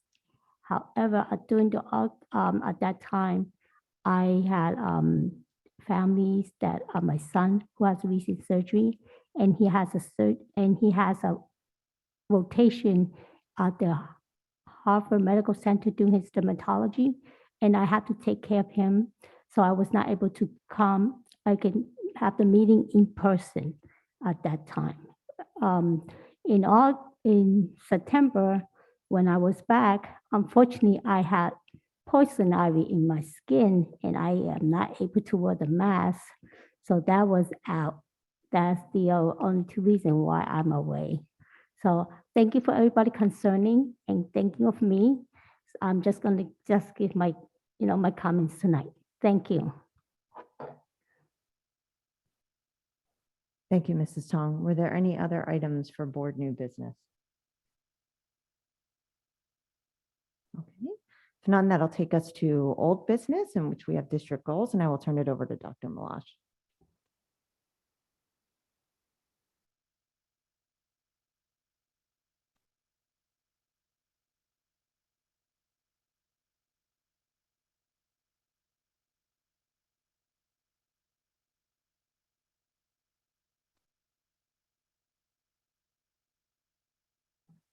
Thank you, Mrs. Neary.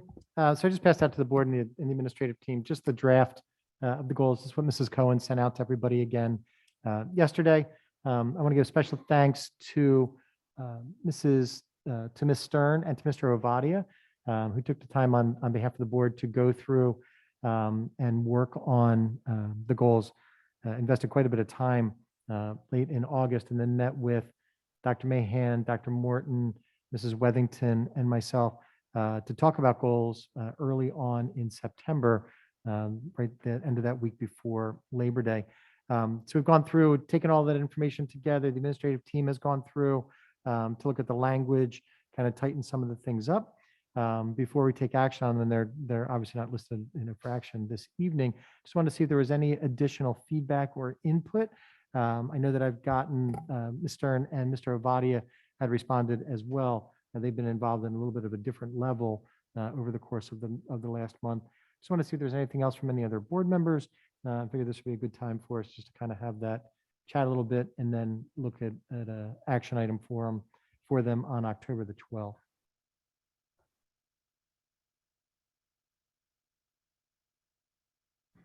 I have a question.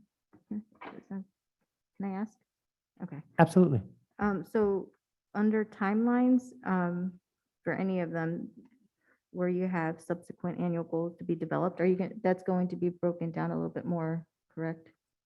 Or is that what it is on like the first one on the first page, number 1? Yes. So the first part, the basic part of the goal is for 21-22 academic year. And then you'll see that in a lot of them, Ms. Arroyo, it'll say multi-year in nature. But there will be subsequent goals that will be developed for each year, for each subsequent year. So, ideally they'll be developed during the course of the end of June, July into August, and adopted probably either late July or early August. But to continue to build on this piece to go through. So each year it'll have an additional goal attached or like a timeline attached. Yes. But nothing right now. Revised indicators of success, most likely, would be some of the things that would probably change year to year. The major activities could be adjusted depending upon what they are.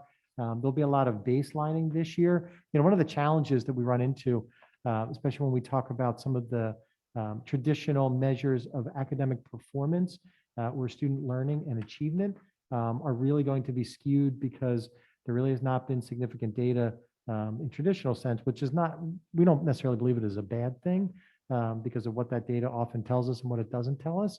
But it's going to be different this year as we move in because there's going to be a lot of baselining just based on being back in school in a more traditional academic year. Dr. Milosh. I guess just to piggyback on Rosie's or Ms. Arroyo's question, like where that says annual goals to be developed or below it, multi-year in nature, but on connecting beyond our classroom where it says this is a multi-year goal, it's actually written out year 1, year 2, year 3. So is this the draft? And then when we vote on it, will that particular goal have year 1, year 2, year 3? Or is my understanding it's going to say multi-year in nature and then it will be developed as the year progresses? It'll be more the ones that do not have those specific things for year 1, year 2, year 3 to develop during the course of this year. Okay. Some of them, because of the nature, when you look at, the second one, even go back to the student wellness, number 2 says promote shared ethical and performance values visibly and comprehensively through district culture proficiency, equity and character education work, CPs. There's some of that we need to find out where we are, and meet with the committee. They'll come back and present before we start to lay out. Because remember, they're coming to the end of their 5-year plan, the redevelopment of the 5-year plan. So some of that has to be done, which will occur during the course of this year.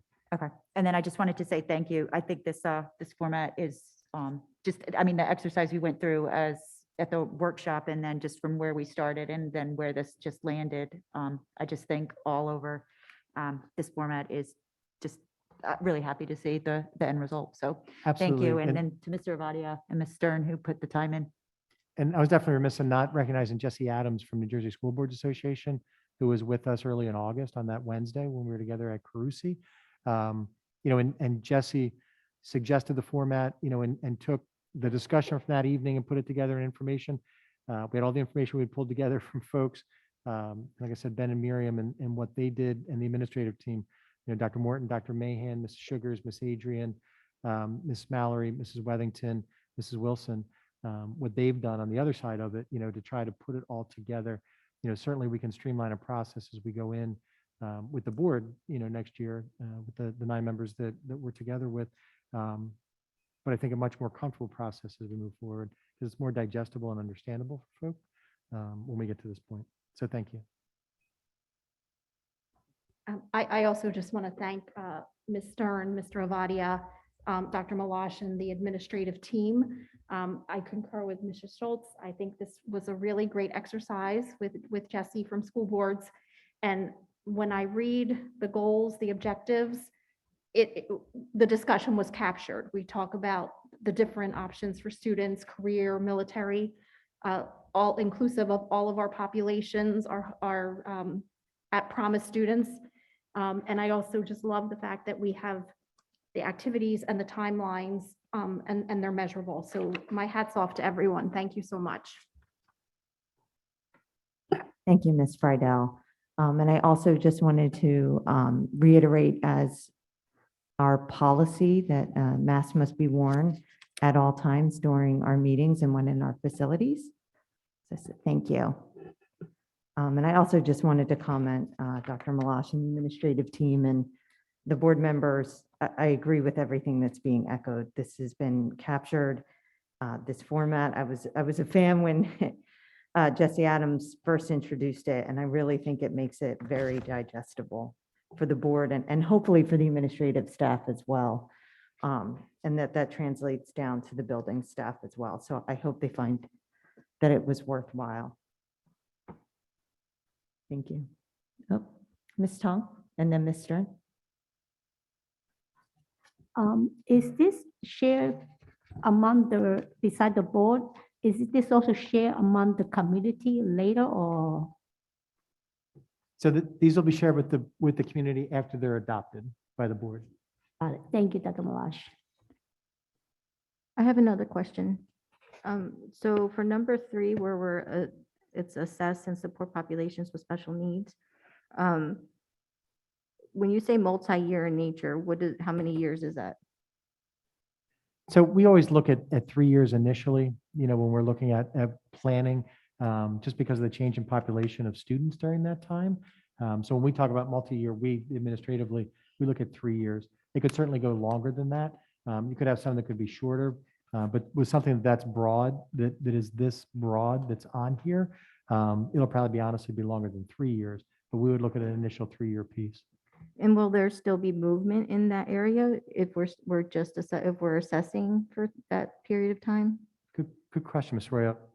That would actually have to change. When you look at that first column, the major activities would have to transition from what the assessment is about to some sort of action about what's being done and what's being developed. Okay, thank you.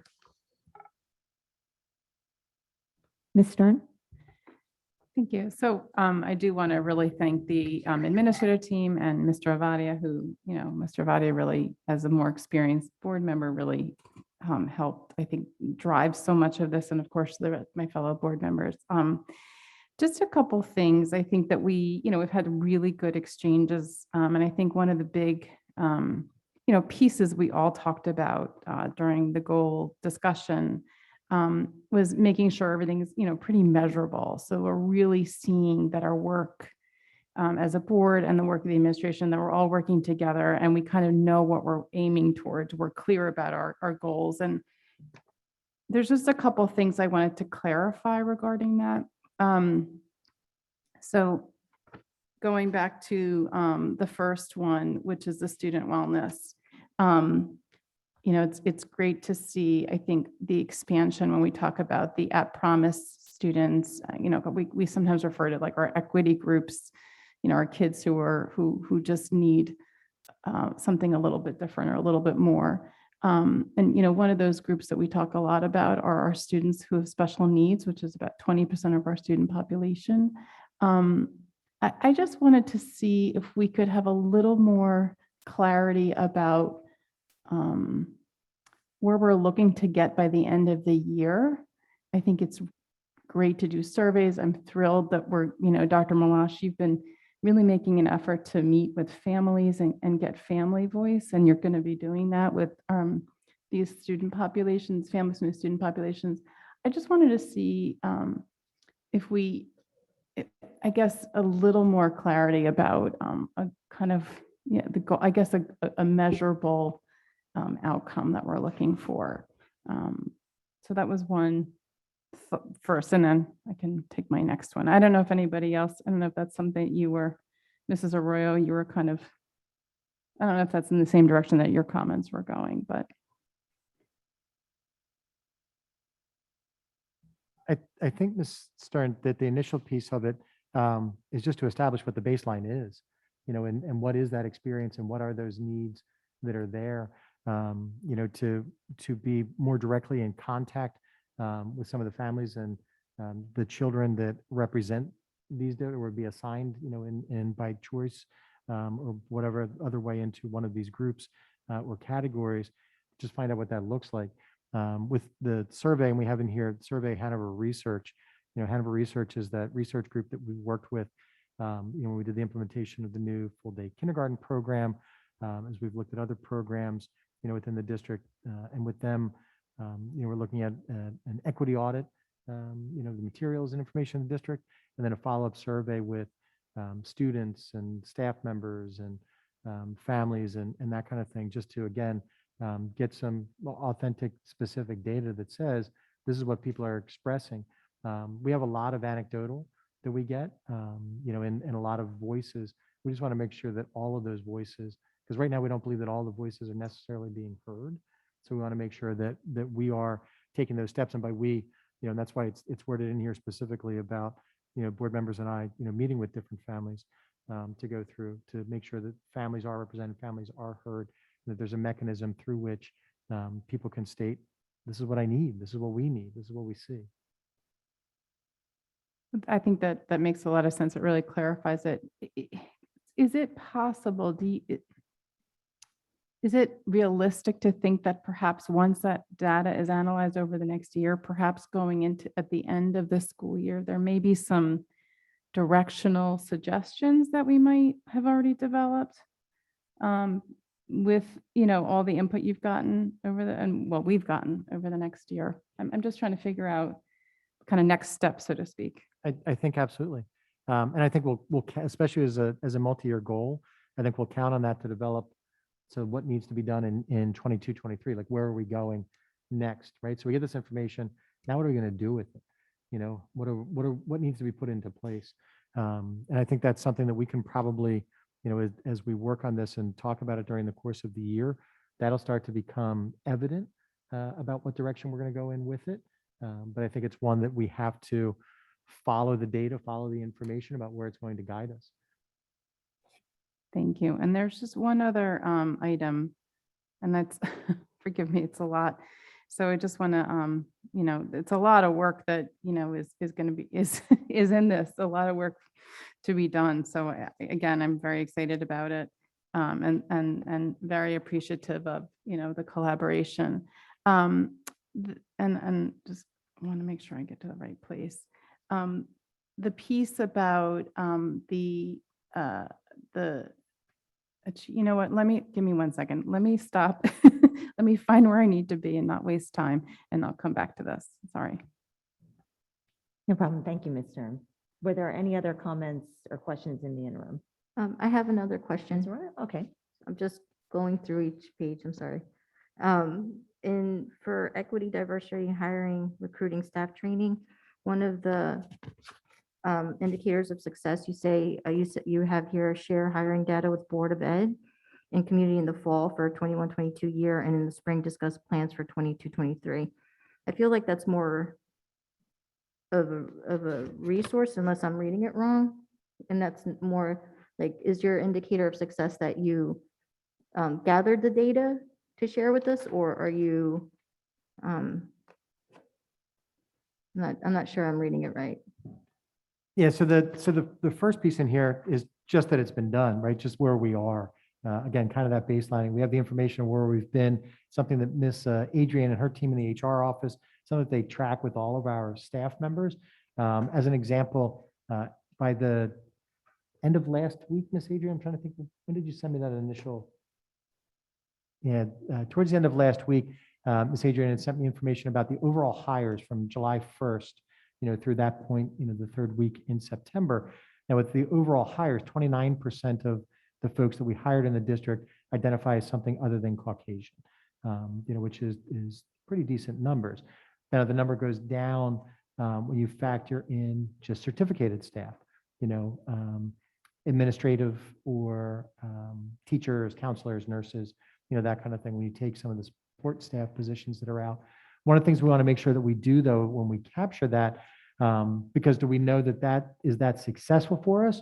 We think that's pretty good, but we want to see what else are the trends, both regionally and nationally, in terms of hiring, you know, in education. One of the biggest challenges with diversifying certificated workforce in schools is that there's very little diversity in education programs at the collegiate level, you know, to go through. So we're trying to put all of that together.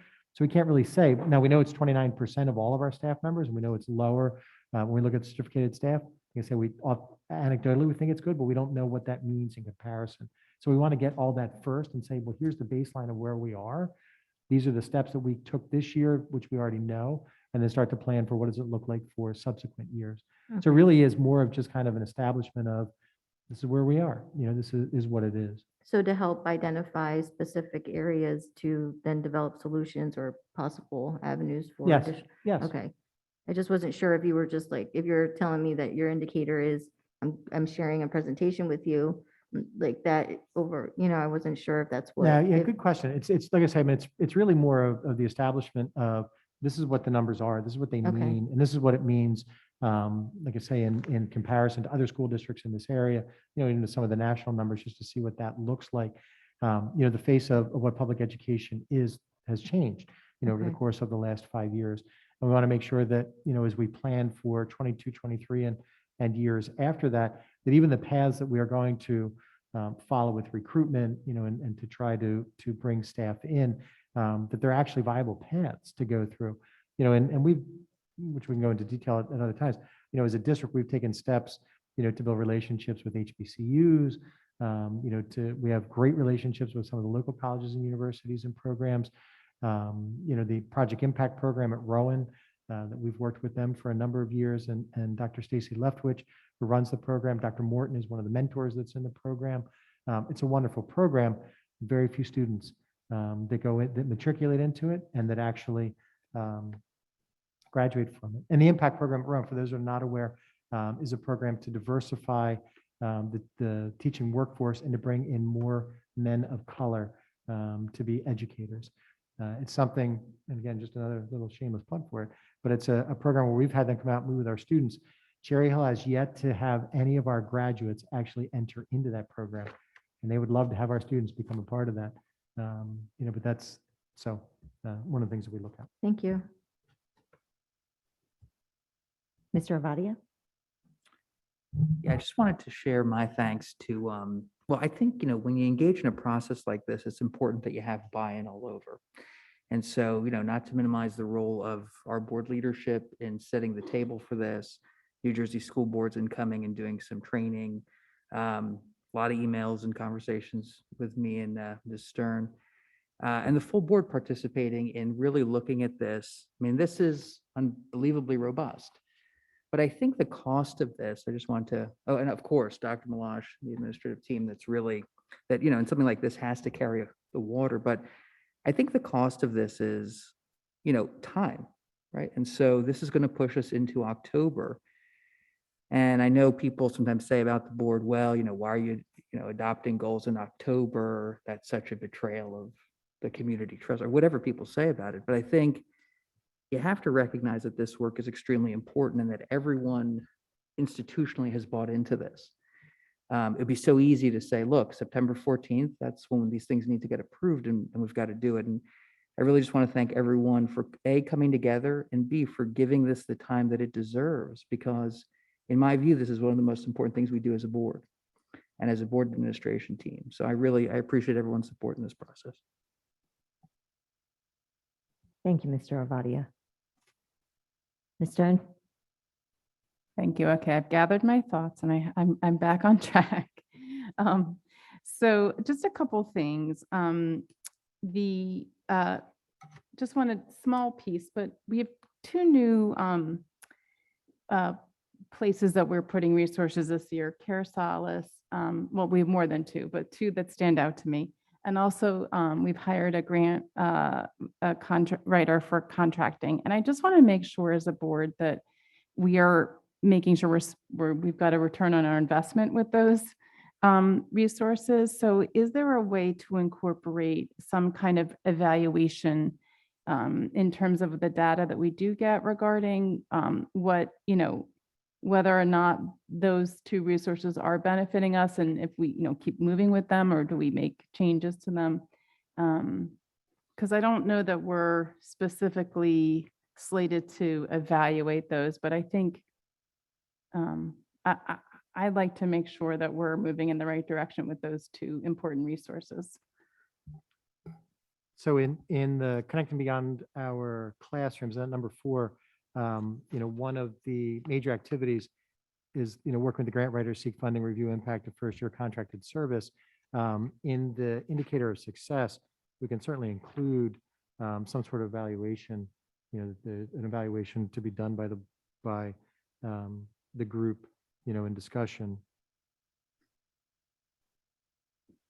Okay, so that's great that's going to.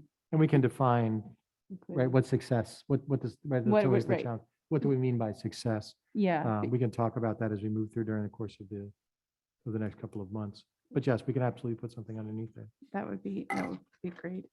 Just a couple more things. I think one of the, as Mr. Avadia said, I think the board's important work is to, make sure we have good goals and that we're measuring, how we're moving towards those goals. And then the other piece that's huge for us and really one of our greatest charges is achievement. And I think in the purpose and passion, one of the really tough situations we're in is we're just trying to get our hands around, I think, where our students are after, so much time of very unusual instruction. Obviously, this is not only Cherry Hill going through this, but I wonder, there were many years prior to COVID and prior to this change in instruction where this was addressed year after year, and it was hard to get traction. And I think the main measure has always been, specifically the testing scores, the New Jersey SLA scores and JSLA scores.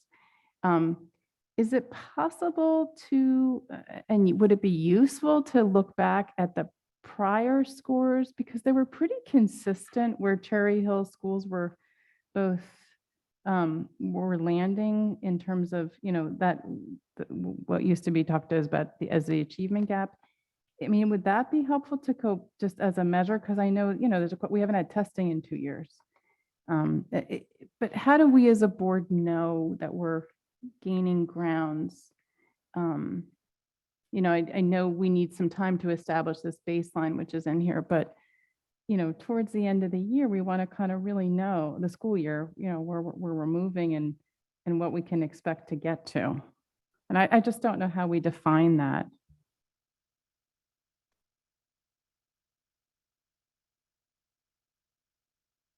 I think I understand what you're asking, Ms. Stern.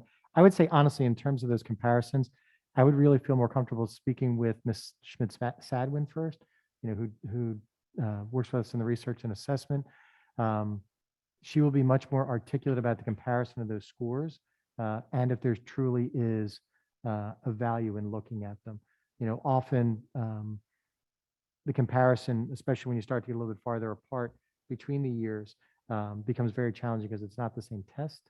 It's not the same thing that we're asking kids to do. It's, in some ways it's comparing athletes from different generations, about who's good, who was the best, who would win, whether it becomes more of a semantic argument than anything else. But let me talk with Ms. Schmidt-Sadwin and find out. Again, it's that hard piece. Well, there's two pieces. One is the hard piece of establishing what the baseline is, because there really has not been testing about what has gone on. And the other one, which I think is an ongoing discussion for the board and for our community, is how do we define success, right? What does that mean?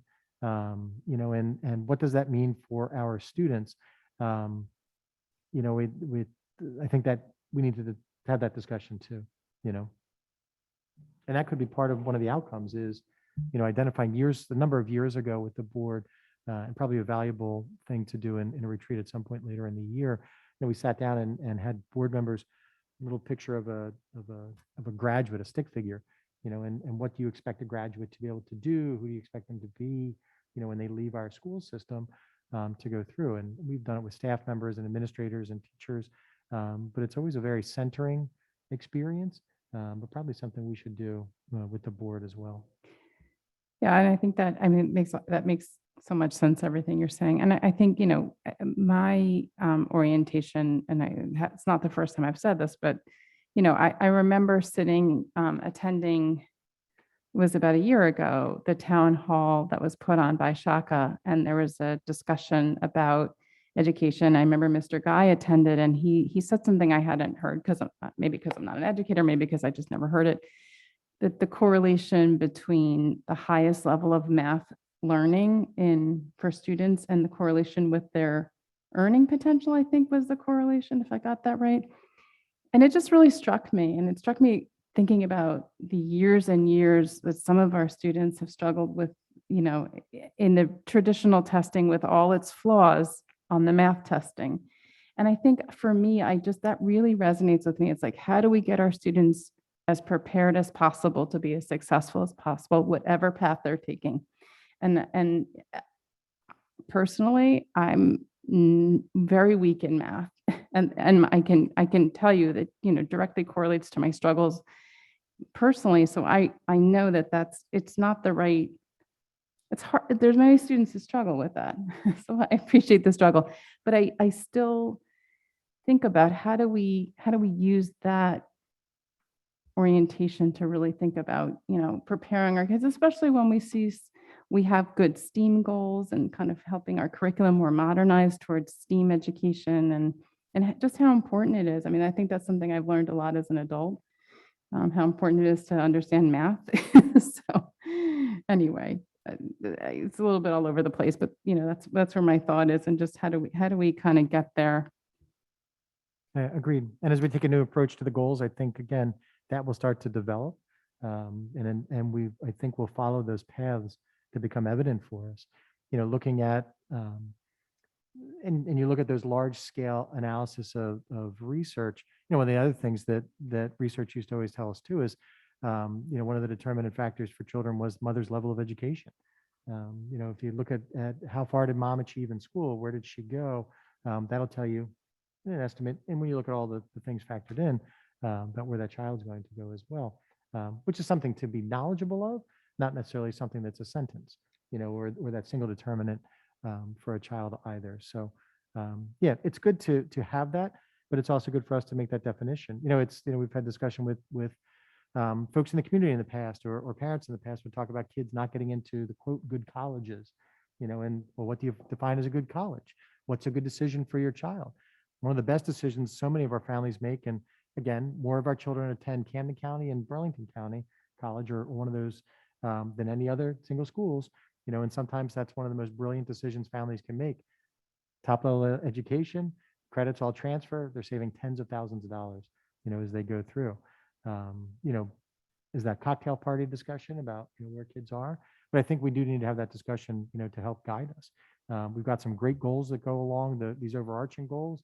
The mission statement that we talk about all the time, and a direct interest in a board that wants to drive this moving forward. So definitely primed to do that. Thank you. And just a quick last question. At what point would this be shared with the community, posted and available for community? Because we're having a lot of discussion, but I'm realizing the community who might be listening and watching probably they don't have access to look at this. So After the board adopts them. So after the board acts on them, we would post them the next day. thank you so much. Great. And thanks again. I really do truly appreciate, this is very exciting personally. It's So, yeah, and like I said, I just thank everybody that's been involved. It definitely was a different experience as we went through it this year. And different isn't necessarily bad. It's right as we're changing so much. It certainly has been as Mr. Avati said, a robust experience. And if anybody was ever looking for, Mr. Avati is a really good copy editor as well. Has a very good eye.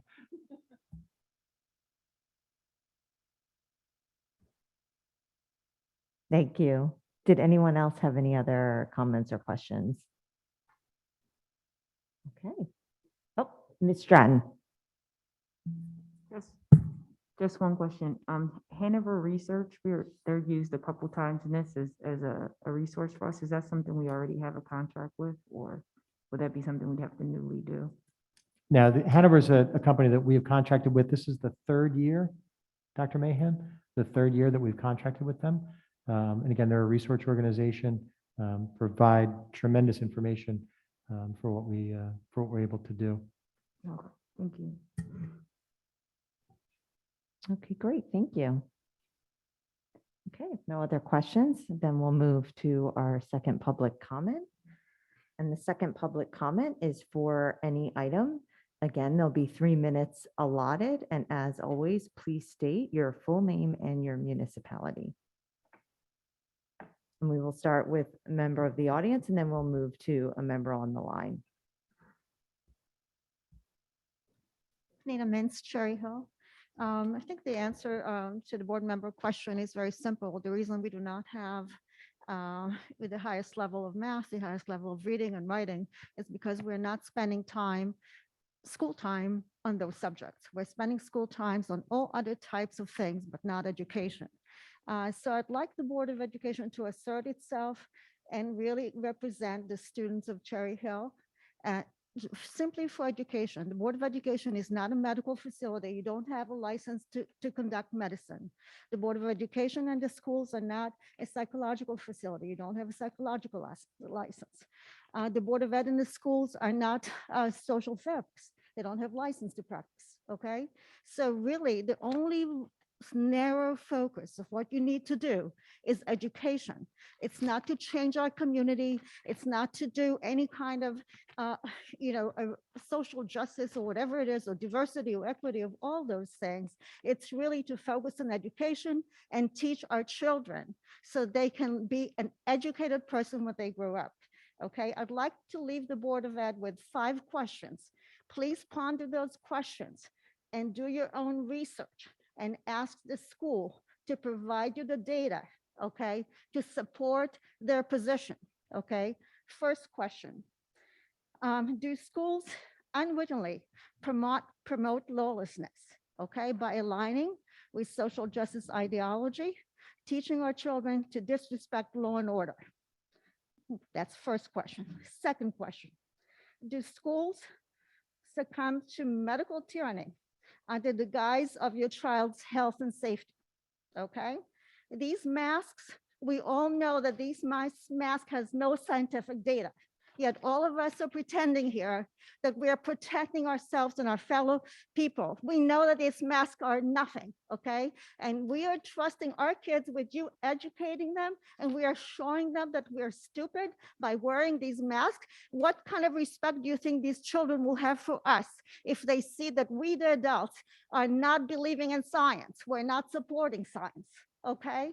You have to stop it. You have to stop the mask madness. You have to stop medical tyranny. But the mask is just an obedience signal. It's just virtuous that we're all obedient, okay? You have to remember that you're all American citizens. You have your freedom, you have your individual liberty, okay? And you have to start behaving that way and say no. The Board of Ed can say no to these mandates, mask mandates, vaccine mandates, any kind of mandate. The only person that has authority over that child is the parent. It's not the school, okay? The parent has the only right to decide if they're going to put a mask on their child's face or not the Thank you, school. Mrs. Mintz. Okay, is my 3 minutes up? I'll submit the other 5 questions to you in writing. Thank you. Okay, next we have a member on the line, Shakira. Please state your full name and municipality. Hi, my name is Shakira and I'm in Cherry Hill. So I just wanted to express my concerns. I didn't know where else to turn. I recently reached out to Dr. Rick, who is principal at Joyce Kilmer. My issue is with the student with SEC, the student before and after care. My son is in the 4th grade and he has been in SEC since he first started Kilmer in the 1st grade. And this year he's on the waiting list. I recently had to apply for FMLA through my job. I work in healthcare, and I recently had to apply for FMLA because I have no one to take him to school or pick him up. Every day is a struggle for me to try to find someone to pick him to school, take him to school and pick him up. And because of that, I had to apply for FMLA. With FMLA, I only have 40 hours and it's unpaid. And then after that, I'm sorry, it's paid for the first 40 hours. And then after that, it's unpaid. I reach out to the SAC coordinator about once a week. And I know we've only been in school for 13 days, but 13 days is a long time to try to figure out who's going to take my kid to school and who's going to pick him up every day. I reached out to the coordinator and she told me that he was number 8 and number 9 on the list, but there's no date that she can give me as to when he may be called in order to go to SAC. This has been very draining for me because, again, I already work in healthcare. I've been in healthcare for over 10 years. My job is very stressful. And now I have this additional burden on me trying to figure out how my kid is going to get to school and learn. The other thing is she said that, you know, as soon as the slot opened up, she would let me know, but she couldn't really guarantee anything.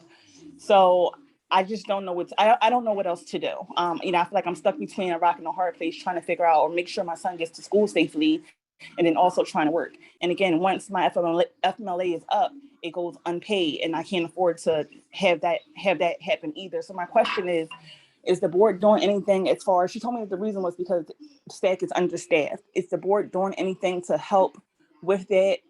Because this is an extremely difficult situation right now. And I feel like my back is against the wall. I don't know what else to do as far as getting my child to school. It's also very stressful to my child because every morning he's asking me, mommy, who's taking me to school? Who's picking me up? So he's stressed out before his day even starts. So it's not conducive to his learning style either. So I just want to know if the board is doing anything to help with the situation, the staffing situation for before and after care, because it's extremely burdensome for myself and I'm sure many other parents. Thank you. Okay, next we'll take a member from the audience.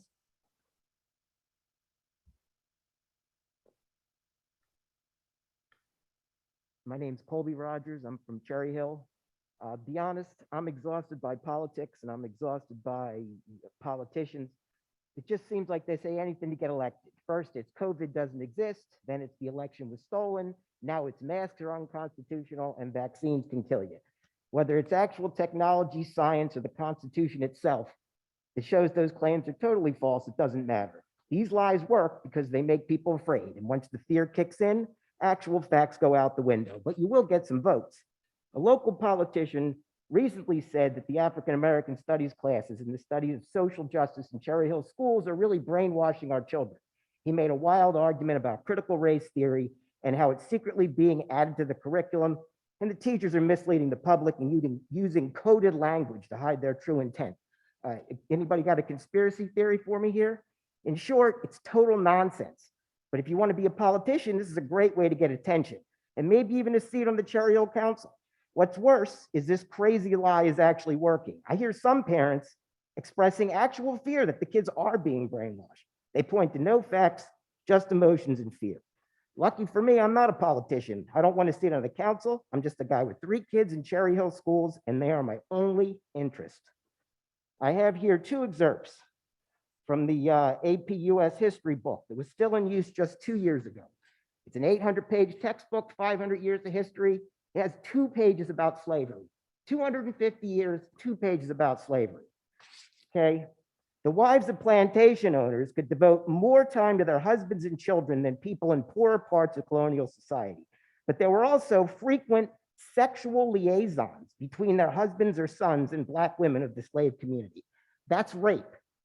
Okay. Southern white women generally learned to pretend not to notice the relationships, but they were almost certainly a source of anxiety and resentment because their husbands were raping people.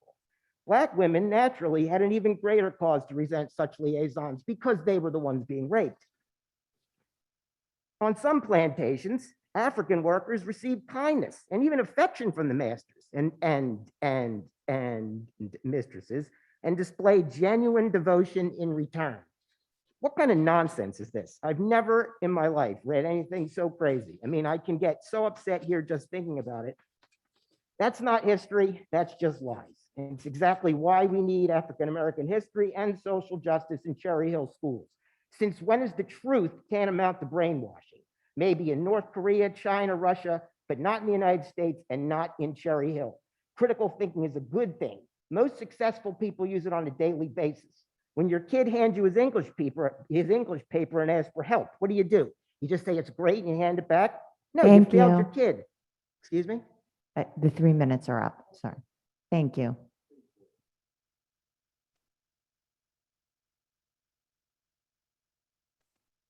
Okay, next we'll take a caller on the line. And please state your full name and municipality. Hi, my name is Jeff Potowitz, and I live in Cherry Hill, New Jersey. This is an excerpt from the testimony to the Assembly Budget Committee by John Tremble, March 24th, 2010. Assemblyman Louis Greenwald was the chairman. My name is John Tremble, and I have been a resident of Cherry Hill, New Jersey for the past 20 years. I am a proud parent of 4 children who graduated from the Cherry Hill School and currently a member of the Cherry Hill Special Ed PTA, and he served on the board. Over 2 years ago, the legislature passed the School Funding Reform Act.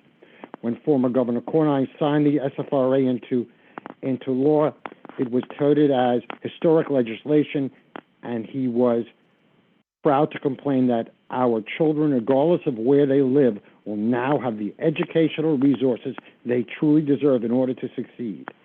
If only that was true. Asking a district like Cherry Hill to whether cuts of 3.9 million and 8.6 million when we already $35 million in the hole is just adding insult to injury. Placing that kind of burden on children and taxpayers in select communities is not a creative solution or sound public policy where I come from. It is called passing the buck. That was over 10 years ago. However, I feel that passing the buck to Cherry Hill and certain other communities in New Jersey appears to be a politically expedient policy. Our representative heard that. He was the chairman of committee. Hopefully, he will now help us. I have to add, I have concerns that the wording of 14.7 was not modified. I heard what was said. What matters is what is in writing. It's what's in front of you. And I read that statement. As I said, I still have concerns. Thank you. Thank you, Dr. Podowitz. Next, we'll go to the audience. Good evening. Jennifer Nadio of Cherry Hill Township and president of the Cherry Hill Special Ed PTA. Giuseppe has been listening to parents and students for years, and then we advocate for our parents. So we have received these 3 concerns lately and feel admin and BOE should be made aware as well.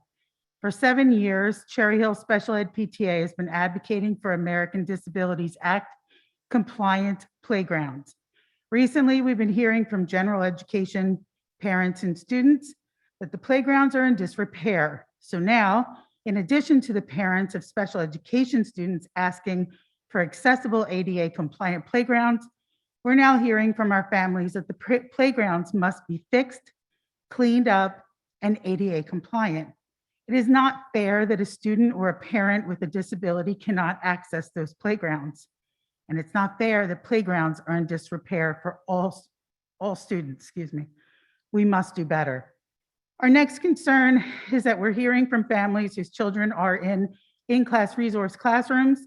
This year, there are several classrooms at the high school level. They do not have in-class resource teachers until October or November. Even if your child has an IEP that requires an in-class resource teacher. What are those students doing while they wait? If they fail, will they be given a break because they did not receive the services in their IEPs? In-class resource teachers should be in all required middle and high school classrooms that are required. So that would include world language, health class, public speaking class, financial literacy class. We also believe that students who are in honors and AP classes should have access to an in-class resource teacher. Recently, we've heard from families that the ingredients are not shared with all families on websites, and we have a very large number of students in our district who are allergic to many ingredients. Can you please list the ingredients on the website for all the free breakfast and lunches? And finally, we'd also like to shine a positive spotlight on one of the departments in the district administration. In the last couple of years with COVID and transportation issues across the country, our Cherry Hill Transportation Department has been working really hard to help thousands of students to get to in and out of district placements. Families have commented about their hard work, long hours, and all the help that they give us. And I hope the Transportation Department is being compensated for their time, their dedication to our families. Thank you. Thank you, Mrs. Nadio. Next, we'll go to a caller on the line, Corinne Driscoll. Hi there. I'm Corinne Driscoll, 1205 Pam's Path, Cherry Hill, mom to Beck student Palmer. I would like to ask the board and district to commit to evaluate, assess, remediate, and improve the school playgrounds for safety and ADA compliance. Our school playgrounds are an important part of our school community and our community culture. Our playgrounds have broken and missing equipment, which equates to dangerous play environments, and the playgrounds are sometimes littered with debris, in particular unsavory trash that should never be found on a playground. Additionally, not all school playgrounds are accessible to all students, which contributes to a lack of inclusivity. Ensuring all students feel they belong, are included, smart, independent, safe, active, comfortable, engaged, and connected is super important. So our school playgrounds need to be accessible to all students of all abilities, so students of all abilities can play together.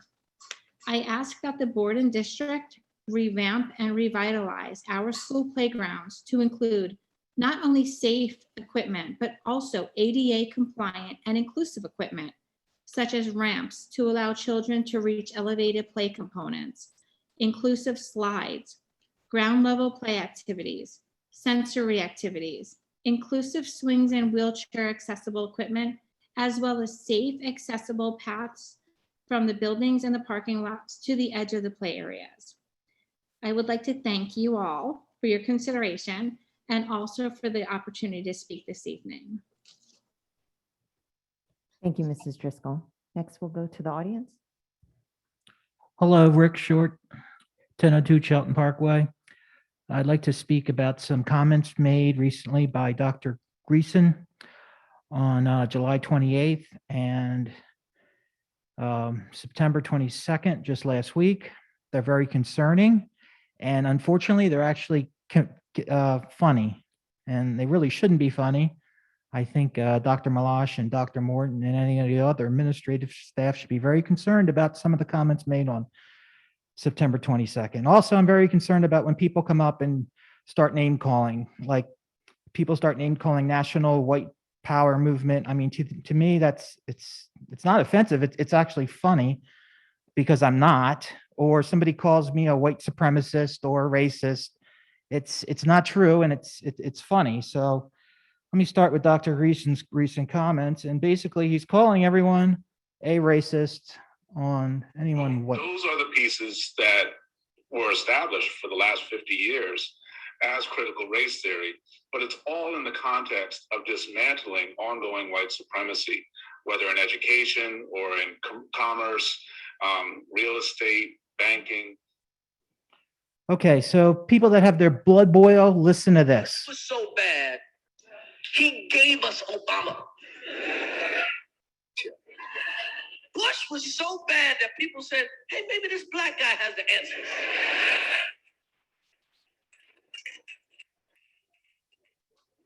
I think people overlook George Bush's contributions to black history.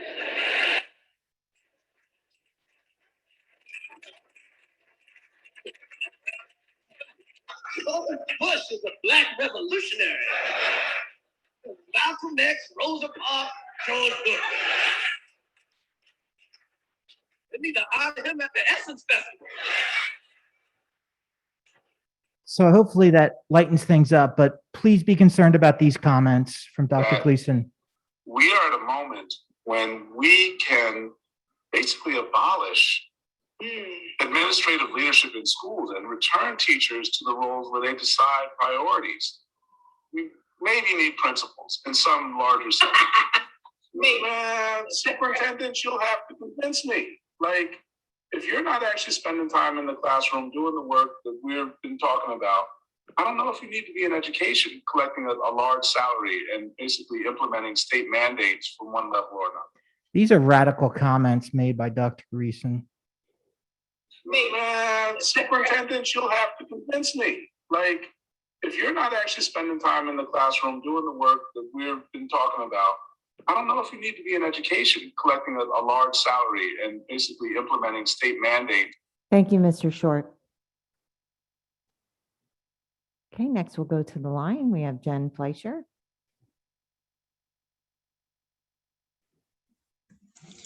Hi, everyone.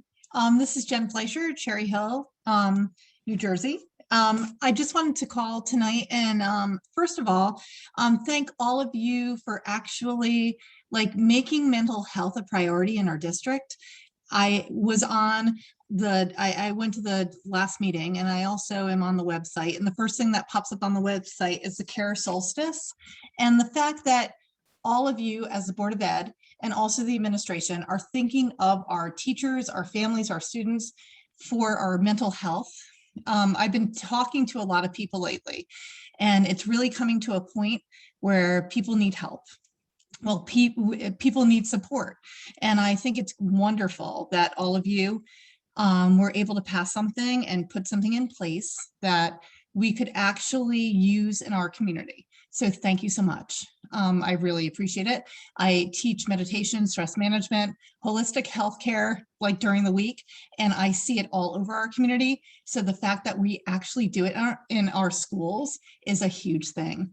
I also want to take the time to thank Jen Nadio and the other speaker for speaking up about our playgrounds and also other special needs. Our playgrounds do have to be ADA accessible, and I'm hoping that that can be come to fruition in the very near future. I'm a firm supporter of that, and I appreciate all of your support. So thank you so much. Thank you, Ms. Fleischer. Okay, next we have a member of the audience.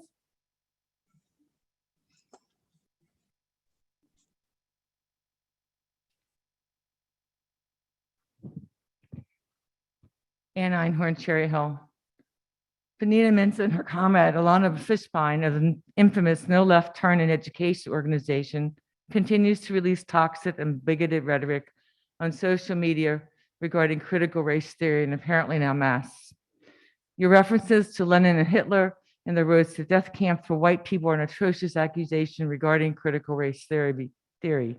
And you continue to say you're indoctrinating students by teaching CRT, which our district is not teaching. One of your quotes about students is, you handed them over to the enemy to be raised and indoctrinated in the ways of the state. What state and where? Maybe you should listen to the recent interview by Terry Gross of Fresh Air with NBC reporter Tyler Kincaid, who continues to investigate the people, motive, and strategies of the critical race debacle, and most particularly no left turn in education. Maybe you should read our African American course outline before you tell me that you're teaching critical race theory. We are not. Let me help you. The course will teach about early African cultures, how African cultures contribute to the arts in our culture, the Jim Crow era, etc. Do you even know who Ida B. Wells is? Indoctrination, I think not. Honest dialogue amongst students seems to be the key of our African American course. And let's not confuse the words equity with equality. It would seem a number of people need to look those definitions up in a dictionary. And yes, we do need those signs around town that say hate has no home, because all I hear, particularly on social media and actions against residents of this town, is hate, or the thinly disguised versions of hate. And to the students, the staff, the fellow residents of Cherry Hill, keep up the good work on the African American course. It's obviously we all have much to learn. And for those of us who grew up in segregated cultures and saw the remaining embers of burning crosses, as my dad showed me many, many years ago, and said to me, this is what hate is. And we sat in movie theaters where African Americans sat in the balcony and learned in segregated schools. And the many African American soldiers who died and protected our country. Let's learn how the struggle was real. And most importantly, not to make the same mistakes again. It's the week of respect. Let's try it for a week. And on an aside, I am continually amazed sometimes with board members' comments that I just want to remind some that board members are here to see that the schools are run well and not to run the schools. Thank you. Thank you, Ms. Einhorn. Next, we have on the line Kristen. Please state your full name and municipality. Thank you. Kristen Master, Cherry Hill. I've had some communication with the Board of Education and was hoping to hear a more thorough review regarding the quarantine chart, guidelines, notification, and exposure reduction practices. The Cherry Hill chart posted does not match the CDC or the Department of Health quarantine guidance. Furthermore, the CDC removed some of the flexibility allotted to schools as far as distancing, time of contact constituting an exposure, and time of quarantine, but yet the Cherry Hill chart remains the same, confusing, leaving room for interpretation. Camden County jumped back up to a very high COVID transmission risk level. Just today was posted. I was hoping to see a revised, more clear quarantine chart, more stringent guidelines as far as qualifying as a contact and quarantining. Instead, Cherry Hill rolled out a plan to limit remote instruction to those who tested COVID positive or are a close contact identified only by school, but not to extend virtual instruction to any student awaiting a COVID test or out sick with potential COVID symptoms. I fear this will elicit a reaction of some parents to send sick children to school so that they can maintain an education. This potentially spreading COVID or other illnesses. Please review these guidelines, and I encourage you to utilize the more stringent guidelines recommended by the CDC and the Department of Health. Cherry Hill has reached 54 reported cases since September 10th per the dashboard, 6 staff and still listing 0 staff quarantined. Student quarantine is not reported. Can we add that to the dashboard and possibly a description of case, including age, grade, exposure, denoted as school spread or not, non-identifying information, of course. Camden County had 2 schools that joined the list of schools with COVID outbreaks today. A 12-year-old middle school student died last week. Adhering to the strictest of guidelines will limit transmission. I am learning that students are not eating outside even on nice days. Also, it seems that close contacts are not being notified. I understand we're relying on 2 eyes on 20 or more people or on 5 to 12-year-olds to report whether they wore their mask properly the entire time or who they sat with or played with for more than a certain period of time. Children are often not the best historians. They want to be compliant, and they are not starting and stopping a stopwatch and pulling out their measuring tape every time a new friend comes into the play circle. We as adults need to utilize every resource to keep our children safe. I do not feel this to be true currently and do not feel safe sending my children to school. Kristen. Thank you. Okay, next we have Carolina Bebit.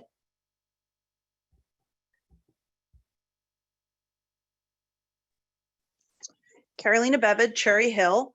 Unfortunately, I'm going to have to disagree with Kristen, but first, I'm thrilled that the board discussed academic achievement tonight. I think it's the first time the topic has been discussed since I started regularly attending board meetings about a year ago. I think we've actually egregiously lost sight of the fact that children are at low risk of severe illness from COVID. Of course, it's very sad, a 12-year-old died, but it's more likely for our children to drown or die in a car accident, God forbid, than it is for them to die of COVID. Why are we making well children quarantine after travel or exposure? Are we tracking if any of these quarantine students actually develop illness? We learned last year that not being in school is a detriment to student health and safety, especially now that free meals are only being distributed at school. So why are we perpetuating this endangerment? No, some students are not vaccinated, but every adult around them is. So who are we protecting? In fact, acquiring natural immunity to COVID while young could be beneficial to students later in life when COVID would be more dangerous to them as adults. And why are vaccinated people exempt from the quarantine restrictions if they can still catch and spread COVID? Also, my children have noticed inconsistencies in the implementation of masking rules, with adults strictly admonishing students to wear masks while the staff themselves are unmasked at times, even while admonishing. Our COVID protocols are stuck in the spring of 2020. Sanitizing surfaces nightly and intermittent masking are protecting exactly no one. I'd like to see the board take a more proactive role in pushing for more common sense procedures and uninterrupted school for all. Thank you. Thank you. Okay, that brings us to the end of our second public comment session. We don't have any other items for second executive session, so that will bring us to the end of our meeting this evening. And I'd like to make a motion to adjourn. Do I have a second? Ms. Stern, all in favor? Great, thank you. Have a good evening.